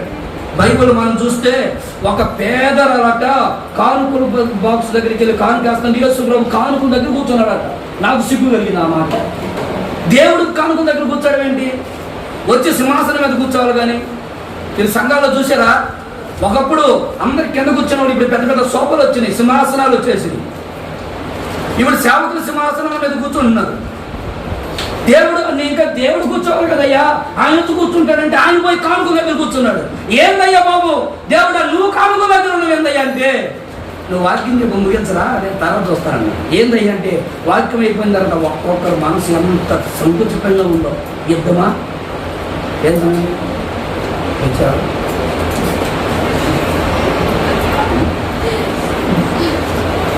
అంటారు, అవునా కదా? ఒకవేళ సైకిల్ అన్నమాట ఈడ్చిగా ఈ సైకిల్ అంటే ఏం చేస్తా మామూలు కొట్టావు వాళ్ళు అనుకుంటా కదా, తేడా చూస్తే కానుకలు. ఇవన్నీ నేను ఎందుకు చెప్తున్నానంటే, మీరు నాకు కానుకలు ఇస్తుంటే నేను దేవుడు నన్ను బాగా ఆశీర్వదించానని చెప్పట్లా. మీరు కానుకలు ఇవ్వకపోవడం వల్లే మీరు ఇంకా దరిద్రులు పాలవుతున్నారని చెప్తున్నాను. దేవుని సొమ్ము దొంగతనం చేస్తున్నానని చెప్తున్నాను. ఈ కరేడు ఉప్పరపాలెంలో ఒక ఆయన ఉన్నాడు, ఆయన పేరు గాడ్ అంట, గాడ్. నిన్న మీ కారులో వచ్చేటప్పుడు అభిషేక్ పాల్ చెప్పాడు, ఎవరయ్యా అంటే గాడ్ అంట. అభిషేక్ అన్నాడు, ఈ గాడ్ అనే పేరు ఎలా వచ్చింది అభిషేక్ అంటే, అభిషేక్ అంటాడు దేవుడి డబ్బులన్నీ దొంగతనం చేసేవాడట, దేవుడి డబ్బులన్నీ దొంగతనం చేసేవాడట. అందుకని ఊళ్ళందరూ పెట్టి మరి దేవుడి డబ్బులే దొంగతనం చేశాడంటే వీడు గాడ్ అని పెట్టారంట. ఆయన ఇప్పుడు ఊళ్ళపడ దగ్గర మామిడికాయల షాప్ పెట్టున్నాడు. ఆయన చూసి చెప్పాడు, యథార్థంగా చెప్తున్నా, దేవుడి డబ్బులు దొంగతనం చేశాడట. ఇంకా ఆయన అంత మొదలుతున్నాడు. హల్లెలూయా, స్తోత్రం చెప్పరే. ₹1 మన యథార్థంగా ఉండాలి. ₹1 ఒక దైవజనుడిగా మంచి మనస్సాక్షితో నేను చెప్పగలను, దేవుడు మీరు నాకు ఇచ్చిన దశం భాగాలలో నేను యథార్థంగా ఉన్నాను, అందుకనే నేను ఇప్పటికీ సిగ్గుతో తలదించబడలేదు. యథార్థంగా నేను సిగ్గుతో తలదించబడలేదు. దేవుడు నన్ను ఆశీర్వదిస్తూనే ఉన్నాడు. నాకేమి ఇబ్బందులు కలిగినా, నష్టాలు కలిగినా, నా సమస్య నా జీవితంలో దేవుడు నన్ను ఎక్కడ విడిచిపెట్టలేదు, అనిపిస్తూనే ఉంటుంది.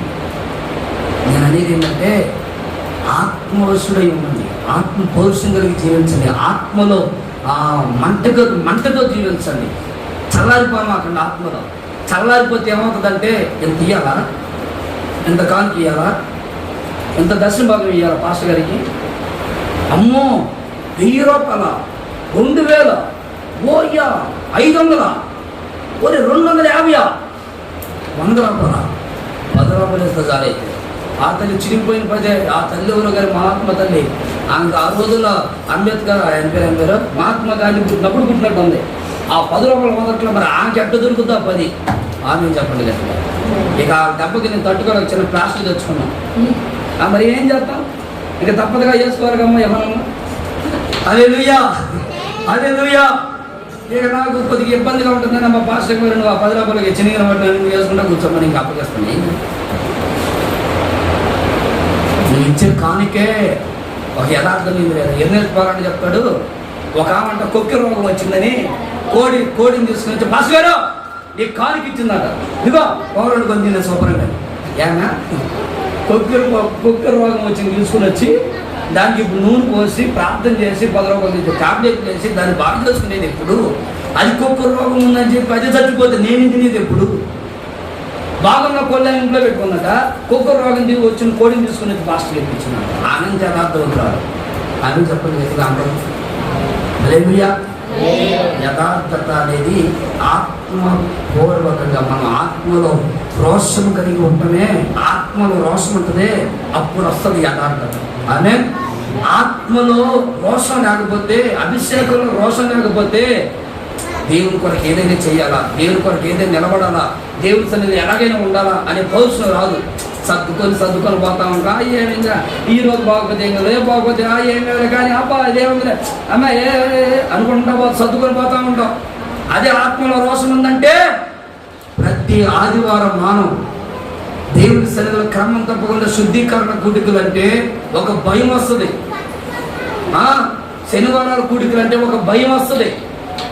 బల్లారాధన తీసుకోవాలంటే శుద్ధి లేకుండా బల్లారాధన తీసుకోవడానికి నీకైనా మనస్సాక్షి ఉండద్దా? ఏముందలే కానీ అనుకుని ఒక తీసుకుని ఇంకెంతకాలం తీసుకుంటా ఉంటావు. ఇచ్చేవాడికి నాకు సిగ్గులేక, తీసుకునేవాడికి నీకు సిగ్గులేక. అయ్యో మంచి మనస్సాక్షి నాకు ఉందే, నేను ఈరోజు శుద్ధీకరణ కుడికిలో పాలు పొందలేదు, ఆయన నాకు చెప్పేది ఏంది, నేనే పోయి బయట కూర్చోవాలనే రోషంలో నీకన్నా పట్టద్దు. Praise the lord. చెప్పండి గట్టిగా హల్లెలూయా, హల్లెలూయా. భీమవరం దగ్గర సేవ చేసేటప్పుడు రాజన్న ఒక ఫ్యామిలీ 9 దాటింది. 9 దాటానికి గేట్లు వేపించేసాడు. వచ్చిన వాళ్ళందరూ లోపల ఉన్నారు. ఇంకా అందరూ విశ్వాసులు అందరూ బయట కూర్చున్నారు. అలా మనమైతే తలుపేసావా, ఓహో ఈ మధ్య తలుపు కూడా వేస్తున్నావా, అట్లయితే ఇంక నువ్వు చదువుకో అని చెప్పేది. మనం శుభ్రంగా ఇంటికి పోయి ఏం చేస్తాం, ఇక శుభ్రంగా ఇంటి దగ్గర కూర్చొని ఎంజాయ్గా ఉంటాం. ఆత్మలో రోషం ఉన్నా కూడా అలాగే బయట నిలబడి అలాగే ఎండలో కూర్చుని వాక్యం అనుకుంటాం. యేసన్న గారు ఆ విషయం తెలిసి బాధపడి రాజు అలా చేయమాకు, సరే వాళ్ళ పరిస్థితులను బట్టి కొంచెం రాలేకపోయారు, అలా చేయమాకు అని చెప్తే అప్పుడు మార్చబడ్డాడు. విశ్వాసం ఒక్కరు బట్టి జంకలా ఎండలో పెట్టాడు, నన్ను ఎండలో పెట్టాడు మాస్టర్, నేను బాయ్ కాలు పెట్టినాడు చర్చి తెచ్చడం లేదంటే బాయ్గా మనల్ని నన్ను అసలు నన్ను ఆహా నువ్వు పెద్ద అంటే దేవుని దృష్టిలో అందరూ సమానులే చెప్తున్నాను. ఒకటి ఎత్తు, ఒకటి తక్కువ, ఒకటి కొట్టు, ఒకటి పొడిగే భేదాలేమి లేవు. ఆత్మలో రోషము కలిగి ఆత్మవశుడవై ఆత్మ కలిగిన వ్యక్తిగా ఈ కడవరి దినాలలో నువ్వు ముందుకి నడిపించబడుదువు గాక. గట్టిగా చెప్పండి ఆమేన్. ఆత్మ పొందుకున్న వ్యక్తి రోషంగా ఉంటాడు. రోషంగా ఉండడానికి ప్రయత్నం చేయి. రోషం రావడానికి ఆత్మలో ఇంకా హర్షించు, ఆత్మలో బలపరచబడు, ఆత్మలో గంతులు వేయి, ఆత్మలో చల్లారు మాకు, ఆత్మ లేని వాడిగా ఉండమాకు. బైబిల్లో రాయబడింది ఆత్మ లేని వాడు కాదు. ఇంకంటే నువ్వు ఎంత భక్తి చేసినా ఇంక వ్యర్థమే. ఆయన వాడవ్వాలంటే ఆత్మలో హర్షించు అనుకున్నాను రా. ఆత్మలో గంతులు వేసి అనుభవంలోకి రా, ఆత్మలో ప్రహర్షించు అనుభవంలోకి రా. ఒకరితో నీకు సంబంధం లే, ఏమండి తబలా పడుతున్నా, కీబోర్డ్ వాయిస్తున్నా, మిక్సర్ దగ్గర కూర్చుంటే చెన్నైలో ఆత్మలో ఆనందిస్తుంటే ఆ మిక్సర్లో ఉన్నటువంటి ఆ రాడ్డు మొక్కలు దిగబడిపోయి పెద్ద బొక్కబడింది. మొక్కలు ఆత్మలు ఎగురుతూ గంతులు వేస్తా ఉంది, అయినా ఆగల, రక్తం కారుతా ఉంది. ఒక పక్క చేతితో కొడతా ఉంటే డ్రమ్ము ఈ చేతికి తగిలి ఆ డ్రమ్ము కొడుతుంటే రక్తం వస్తుంది. యేసుబాబుని వర్షం చేస్తా ఉన్నాడు. ఆపితే మరలా ఆ పరుషం ఆగిపోయిందని రక్తం వస్తున్నా కొడతానే ఉన్నా. తర్వాత చెయ్యి చూసుకుంటే మొత్తం రక్తంతో నిండిపోయింది చెయ్యి. ఇక్కడ గాడు కూడా ఉంది. ఎందుకు చెప్తున్నానంటే ఆత్మలో పౌరుషంగా మనం ముందుకి వెళుతుము కాక. Praise the Lord. ఆత్మ లేని వాడిగా ఉండద్దు. సంఘం అందరి మీద దేవుని ఆత్మ కుమ్మరించబడును గాక. చివరి మాట అలా చెప్పి నేను ముగిచేస్తాను. యోహాను సువార్తమానం 5వ అధ్యాయం 35వ వచనం. ఆయన చదవండి. యోహాను సువార్త 5వ అధ్యాయం 35వ వచనం. అతడు మండుచు ప్రకాశించుచు ఉన్న దీపమై ఉండెను.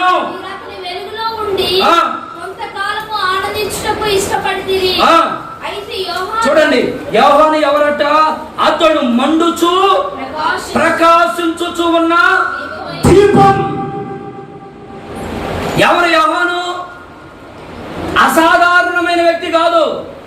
మంట మండించబడేవాడు, మంటలో చల్లారిన వాడు కాదు, మంటలో నరకబడిపోయిన వాడు కాదు, మంటలో దిగజారిపోయిన వాడు కాదు, పౌరుషము కలిగిన వాడు, మండుచు ప్రకాశించుచు ఉన్న ఒక దీపం. ఇప్పుడు ఈ దీపాన్ని ఎక్కడ కడతారు? దీప స్తంభం మీద పెట్టబడినప్పుడు ఆ దీపం ఎలా అవుతుందట? వెలుగుతూ ప్రజ్వరిల్లుతూ అనేకులకు వెలుగుమయముగా మారిపోతాడు. స్తోత్రం చెప్పండి. ఇప్పుడు నీవు సంఘములో మండుచు ప్రకాశిస్తూ అనేకులను ప్రకాశమానమైన వ్యక్తులుగా నీవు మార్చుదువు కాక. గట్టిగా చెప్పామేననే. నువ్వు మార్చుదువు కాక. నువ్వు మండాలా, నీతో ఉన్న వారిని మండించాలా. అక్క నువ్వు మండాలి, నీ పిల్లలను మండించాలి. ఓ తల్లి నువ్వు మండాలా, నీ కుటుంబాన్ని మండించాలి. అన్న నువ్వు మండాలి, నీ కుటుంబాన్ని మండించుకోవాలి. మంట మండేటప్పుడు బొగ్గులు తలితే ఏమవుతుంది? ఇంకా మండుద్ది. నీళ్లు తలితే మరి మాట్లాడే గట్టిగా పూర్తిగా ఆగిపోయి. కారణం ఏంటి? నీళ్లు. నువ్వేం చదువుతున్నావు? ఉదయాన్నే ప్రార్థన చేసుకుంటున్నావు. అబ్బో ఎప్పటి నుంచే ఉదయం కానీ ఇంకా ఇదేనా? ఇప్పుడు ఏమైపోయింది? ఆ మనిషి ఉదయాన్నే లేచి ప్రార్థన చేసే అక్క ఆ అన్న ఏమైపోతాడు? ఉదయానికి మళ్ళీ 2వ రోజు లేస్తాడా? నా భర్త నన్ను చూసి ఏమన్నాడు? అబ్బో భక్తులు ఉదయాన్నే లేచిందయ్యో, ఉదయాన్నే నిద్ర లేకుండా చేస్తుందయ్యో అంటున్నాడని ఈ మనిషి ప్రార్థన చేయడం మాట. అంటే ఈ మనిషికి ఎవరైనా కొన్ని నీళ్లు చల్లితే ఏమైపోతాడు? అయిపోతాడు. ఏదో చిన్న శోధన వచ్చిందంటే ఏమైపోతాడు? చెప్పండి, నోరు తెరిచి గట్టిగా తలలు పైకెత్తి. చిన్న ఇబ్బంది రాగానే ఏమైపోతాడు? చిన్న కృంగుదల రాగానే ఏమైపోతాడు? తమ్ముడు వినాలా? చిన్న ఇబ్బంది శోధన రాగానే ఏమైపోతాడు? వెంటనే ఇక భక్తి లేడు, పాస్టర్ లేడు, లేకపోతే సొలొమోను అని వస్తున్నాడు. సొలొమోను కూడా వాళ్ళ అవసరం. అయ్యా పలానా అక్కలు వస్తున్నా అంటే ఇక నేను మండుతూ ప్రకాశించుతున్న వెలుగైతే అమ్మ నాయన నీకు ఉండకూడదమ్మా, అక్క ఓ అన్న నీకు అట్లా ఉండకూడదు, అయ్యా నువ్వు అట్లా ఉండకూడదమ్మా.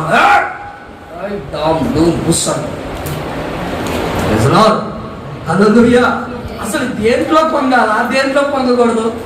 కొత్తగా నూనె పొంగుతూ ఉంటది, దాంట్లో నీళ్ళు పోయి పొంగుద్దా? అదే కానీ ఆ పూరీలు వేసుకునేది అదంతా దాని ఏమంటారు? చపాతీయా? అదేనయ్యా పూరి రొట్టె. అది దాన్ని ఆ నేలలో వేయగానే అది ఏమైపోయింది? పొంగుద్ది. ఎందుకంటే నూనె అంటే దానికి అంత పొంగడం అలవాటు. ఆమేన్. నువ్వు ఎక్కడున్నా, ఏ స్థలంలో ఉన్నా ఆత్మలో నువ్వు పరవశుడిగా మార్చబడుదువు గాక. నువ్వు మండుతూనే ఉండాలి యేసు నామములో. నువ్వు ఏ స్థలంలో ఉన్నా మండుతూనే ఉండాలా. యేసన్న గారు ఒకసారి ఏం చెప్పాడంటే, ఒక ఆరాధనకి వెళ్ళాడట. ఎవరో ఒక పాస్టర్ గారు వాక్యానికి పిలిస్తే అక్కడికి వెళ్ళాడు. ఆడికి వెళ్తే ఆడ యేసన్న గారికి హల్లెలూయా అని అలవాటు ఉంది కదా. హల్లెలూయా అంటే సంఘం ఏమంటారు? మనలాగా చూస్తారా? చెప్పండి అన్నది హల్లెలూయా అంటారు కదా.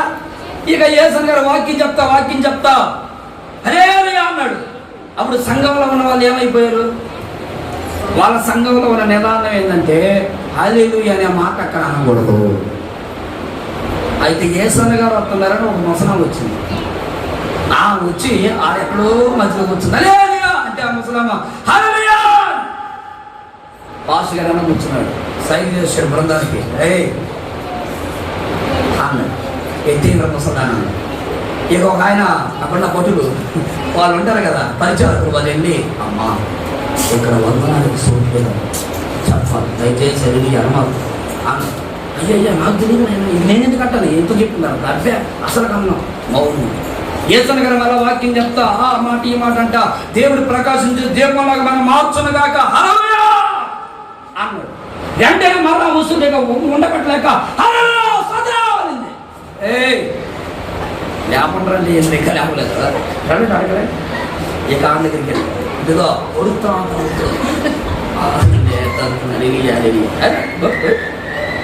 సార్ గుర్తుగా అంటున్నా. అయ్యో నాయన ఇందాక ఆత్మలో వచ్చి ఇంక నేనన్నా అయ్యా అమ్మో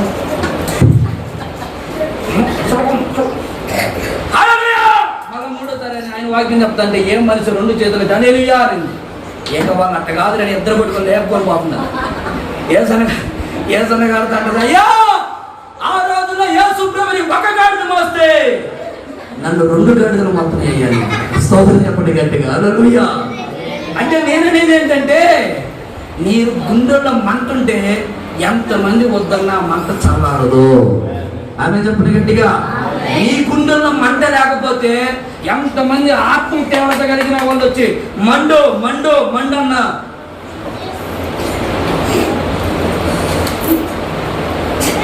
ఇక నువ్వు ఇక అంటారు కదా కొట్టినాను కొట్టు ఆరాధన స్తుతి ఆరాధన ఆరాధన స్తుతి ఆరాధన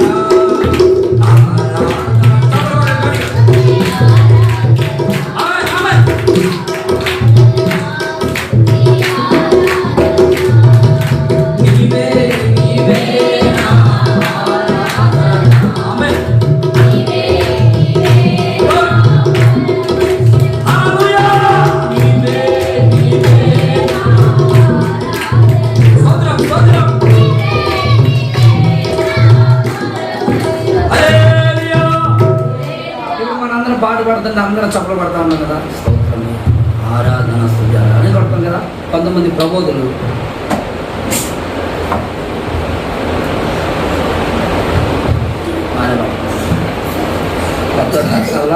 కొత్తగా ఉన్నట్టున్నారు కదా.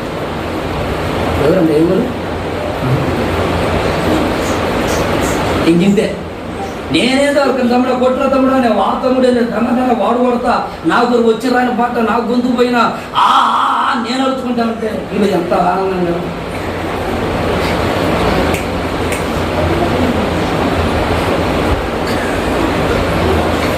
ఆరాధన అలా ఉంటే దేవుని మహిమ వచ్చుద్దా? నవ్వుతారేంటి? మరి మీరు చేసే పని ఏంటో. ఆరాధన అట్లా ఉంటే దేవునికి మహిమ వచ్చుద్దా? ఏదో ఒకసారి చప్పలు కొట్టండి, మళ్ళీ ఇంకోసారి పడదాం. ఆరాధన స్తుతి ఆరాధన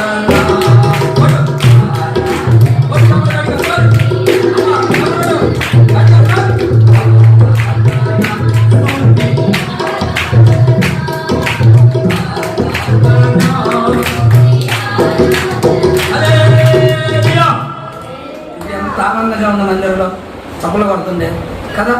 ఇది లేదు నేను మిమ్మల్ని నిలబెట్టాను అనుకోండి, మీరు పాట పాడుతుంటే నేను ఎదురు కూర్చొని మీ సైడ్ చూస్తుంటే మీరు పాట పాడతారా?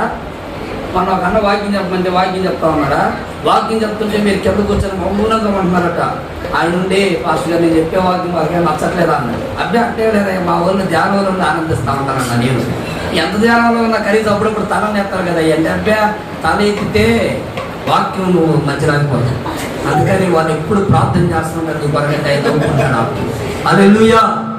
అంటే ఆయన అనేది వాళ్ళు కొంచెం స్పందిస్తుంటే కదా ఇంకా కొంచెం చెప్పాలని ఆత్మలో కొద్దిగా రోషం వచ్చేదాన్ని. అయ్యా వాళ్ళు కింద మెడగుంటా స్పందించినట్టే వాళ్ళు ఎట్టింటే అది పెద్ద మన స్పందనలాగా ఊహించుకుని, అందుకే నేను మనుషుల వైపు చూడదుగో ఆ గడియారాలు నా ఆత్మ మీ మధ్యలో కనుక భయపడతానడే ఆ మాట చూసుకుంటా చెప్పుకుంటా కూర్చుంటా. హల్లెలూయా. స్తోత్రం చెప్పరే గట్టిగా, విషయాలుగా చెప్పరే, స్తోత్రం చెప్పరే. అంటే ఇతను ఎవరయ్యా అంటే మండుచు ప్రకాశించుచు ఉన్న ఒక దీపం. అందుకే బహు తరములకు సంతోష కారణముగా దేవుడు మార్చాడు.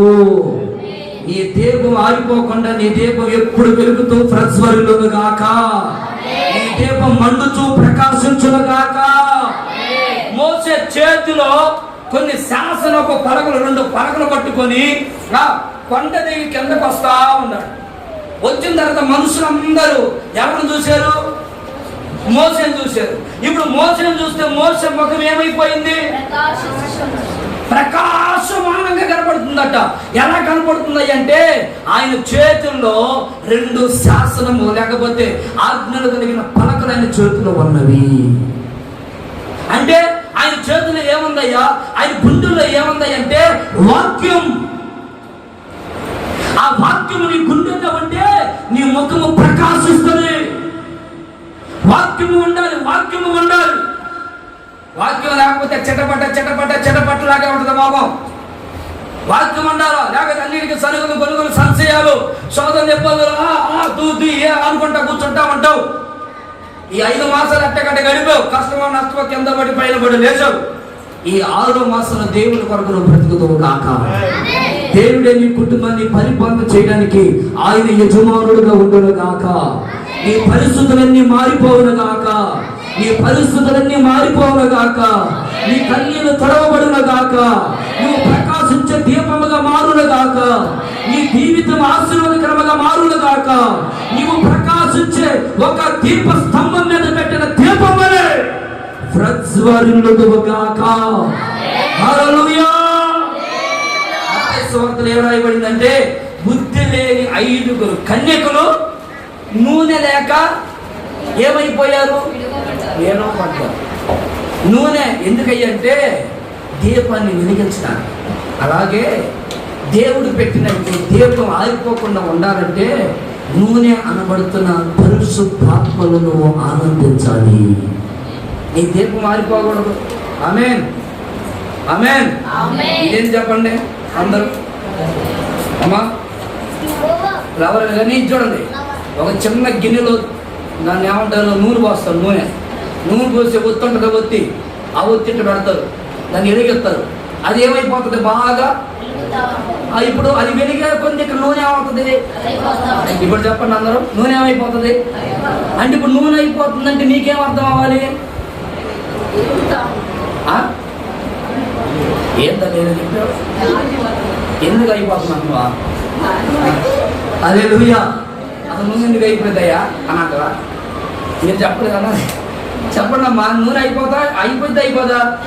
అయిపోతున్నప్పుడు నువ్వేం చేయాలా? ఇది ఎలాగతా ఉండాలంటే దీంట్లో ఏం పొయ్యాలా? పొయ్యాలా లేదా? నిజం చెప్పండి, పొయ్యాలా లేదా?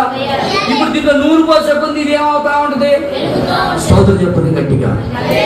ఇది ఎంత వాస్తవమో. నీ ఆత్మదీపం నిత్యము వెలిగించబడాలంటే పరిశుద్ధాత్మతో నిత్యము మండించబడుతూ ఉండాలి. అభిషేకం చల్లారకూడదు. నీలో ఆత్మ చల్లారకూడదు, భక్తి చల్లారకూడదు. పనులను బట్టి ఆత్మ చల్లారిపోతుందా? ఒక దైవజనుడు అంటాడు, నువ్వు ఏ పనులైనా చేసుకుంటా ఉండు, నువ్వు ఎక్కడైనా ఉద్యోగం చేసుకుంటా ఉండు, అక్కడ ఉద్యోగం చేసే చోట, పనులు చేసుకునే చోట ఎక్కువగా నీ నోరు అన్ని భాషలు ఉచ్చరించడానికి ఇష్టపడతావు. భాషలు మాట్లాడు. ఇంట్లో కూర్చొని కాసేపు కూర్చొని ప్రభువా స్తోత్రం అని అన్ని భాషలతో నింపబడు. ఇది అనేకులకు వెరితనంగా ఉన్న దేవుని శక్తిని లేకపోతే దేవుని ఆత్మలో ఆనందించే నీకు మాత్రం అది మహాశక్తిగా కనబడుతుంది. ఆ శక్తిని నువ్వు అనుభవించు. Praise the Lord, praise the Lord. ఆత్మలో నువ్వు ఎలగాలి, ప్రజ్వరిల్లాలంటే నువ్వు నూనె తక్కువ కాకుండా నువ్వు చూసుకుంటావు కాక.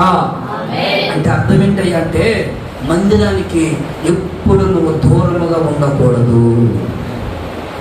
పశ్చిమ గోదావరి, తూర్పు గోదావరి అటు సైడు ఆ గోదావరి గల్లు అవన్నీ చూసారా? ఆ ఊళ్ళు ఎట్లా ఉంటుంది తెలుసా? తోటలో పచ్చగా ఉంటాయి. ఇప్పుడు వెళ్ళారా భీమవరం సైడు? వెళ్ళండి ఒకసారి. ఆ ఏరియాను చూస్తుంటే చాలా పచ్చగా ఉంటాయి తోటలన్నీ. ఏందయ్యా ఇంత పచ్చగా ఉన్నాయి? రహస్యం ఏంటంటే వాళ్ళు ఏమంటారు, రహస్యం ఏం లేదయ్యా, ఇక్కడ పచ్చగా ఉండడానికి కారణం 24 గంటలు 24 hours ఎప్పుడు ఈ లైన్లో ఈ దాని ఏమంటారు కాలువల్లో ఎప్పుడు 24 గంటలు నీళ్లు పారుతూనే ఉంటాయట. సోదరులు చెప్పండి గట్టి. అంటే నీళ్లు పారే కొలది ఏమవుతానే ఉంటది? ఎక్కడ ఎందుకు పోతాయి? నీళ్లు ఉంటే, నీళ్ళ ఓట పొడతా ఉంటే నీలో పచ్చదనం తగ్గదు. వాక్యమనే మంట, పరిశుద్ధాత్మనే మంట నీ గుండెల్లో ఉంటే ఈ తరములో నువ్వు ఒక గొప్ప యోధుడిగా మార్చబడదు గాక. ఈ తరములో ఒక ధాన్యాల వలె మార్చబడదు గాక. ఈ తరములో ఒక షడ్రక్, మేషక్, అబేద్నెగోల వలె నువ్వు రోషము కలిగిన బిడ్డగా లేవనెత్తబడదు గాక. హల్లెలూయా. ఈ తరములో నీవు నేను మనందరం లేపబడుదుము గాక. అంటే బైబిల్ ఉంటుంది, బహు తరతరాలు నువ్వు సంతోషముగా ఉండువు గాక. నువ్వు సంతోషంగా ఉండలేకపోవడానికి కారణం దేవుడు అనుగ్రహించిన రక్షణని నువ్వు అనేకులకు ప్రచురపరచుకోలేకపోతున్నావు. రెండవది, దేవుడు అనుగ్రహించిన ఆత్మ, ఏలియా మీద ఉన్న అభిషేకం యోహాను మీద ఎలా అంత ఆత్మవశుడై ఉన్నాడో అలాంటి ఆత్మలు దిగజారిపోవడం వల్ల. మూడవదిగా యోహాను ఎలా ఉన్నాడు తెలుసా? ప్రకాశించే దీపంలా ఉన్నాడు. మన దీపం ఆరిపోయేటట్లుగా ఉంటుందేమో. ఈ 6వ మాసంలో పరిశుద్ధపరచుకుందాం, జాగ్రత్త పడదాం. మనము కూడా యోహాను వలె మన తరతరాలు సంతోష కారణముగా మనం మార్చబడుదుము గాక. ఆమేన్. ఈ కడవరి దినాల్లో యోహాను చేసే పరిచర్య మనం చేదుము గాక. మెప్పించే పరిచర్య కాదు, ఖండించే పరిచర్య చేయాలి యేసునామములో. ఆమె చెప్పండి, గట్టిగా చెప్పండి. యోహాను పరిచర్య అందరికి ఇష్టం ఉండదా? ఎవరికి ఇష్టం ఉండదు, కష్టంగా ఉంటది. కానీ మనం ఇష్టంగా చేయాలి ఆ పరిచర్య. ఆమేన్. Praise the Lord. దేవుడు మిమ్మల్ని ఆశీర్వదించును గాక. అందరూ లేచి నిలబడండి, ప్రార్థన చేసుకుందాం. మండుచు ప్రకాశించుచు ఉన్నటువంటి దీపం అని నువ్వు మారాలా. బహుతరములకు సంతోష కారణముగా దేవుడు మనల్ని చేస్తాడు. ఒకవేళ దుఃఖముతో ఉన్నావా, అవమానాల మధ్యలో ఉన్నావా, నిట్టూర్పుల మధ్యలో ఉన్నావా, బాధలనే బంధకాలతో బంధించబడ్డావా, శ్రమలనే సంఖ్యలతో మరి బంధించబడి విడుదల లేకుండా ఉన్నావా, దేవుని సన్నిధిలో ప్రార్థన చేసుకో. ప్రభువా, నేను బహుతరములకు సంతోషకరముగా మార్చబడుదును గాక. బహుతరములకు సంతోష కారణముగా నేను మారుదును గాక. అడగండి. నేను ప్రకాశించు దీపం వలె మారాలయ్యా. ఈ జూన్ మాసంలో నా తరములో సంతోషకరంగా, తరతరాలు సంతోషంగా జీవించాలి. దేని బట్టి నువ్వు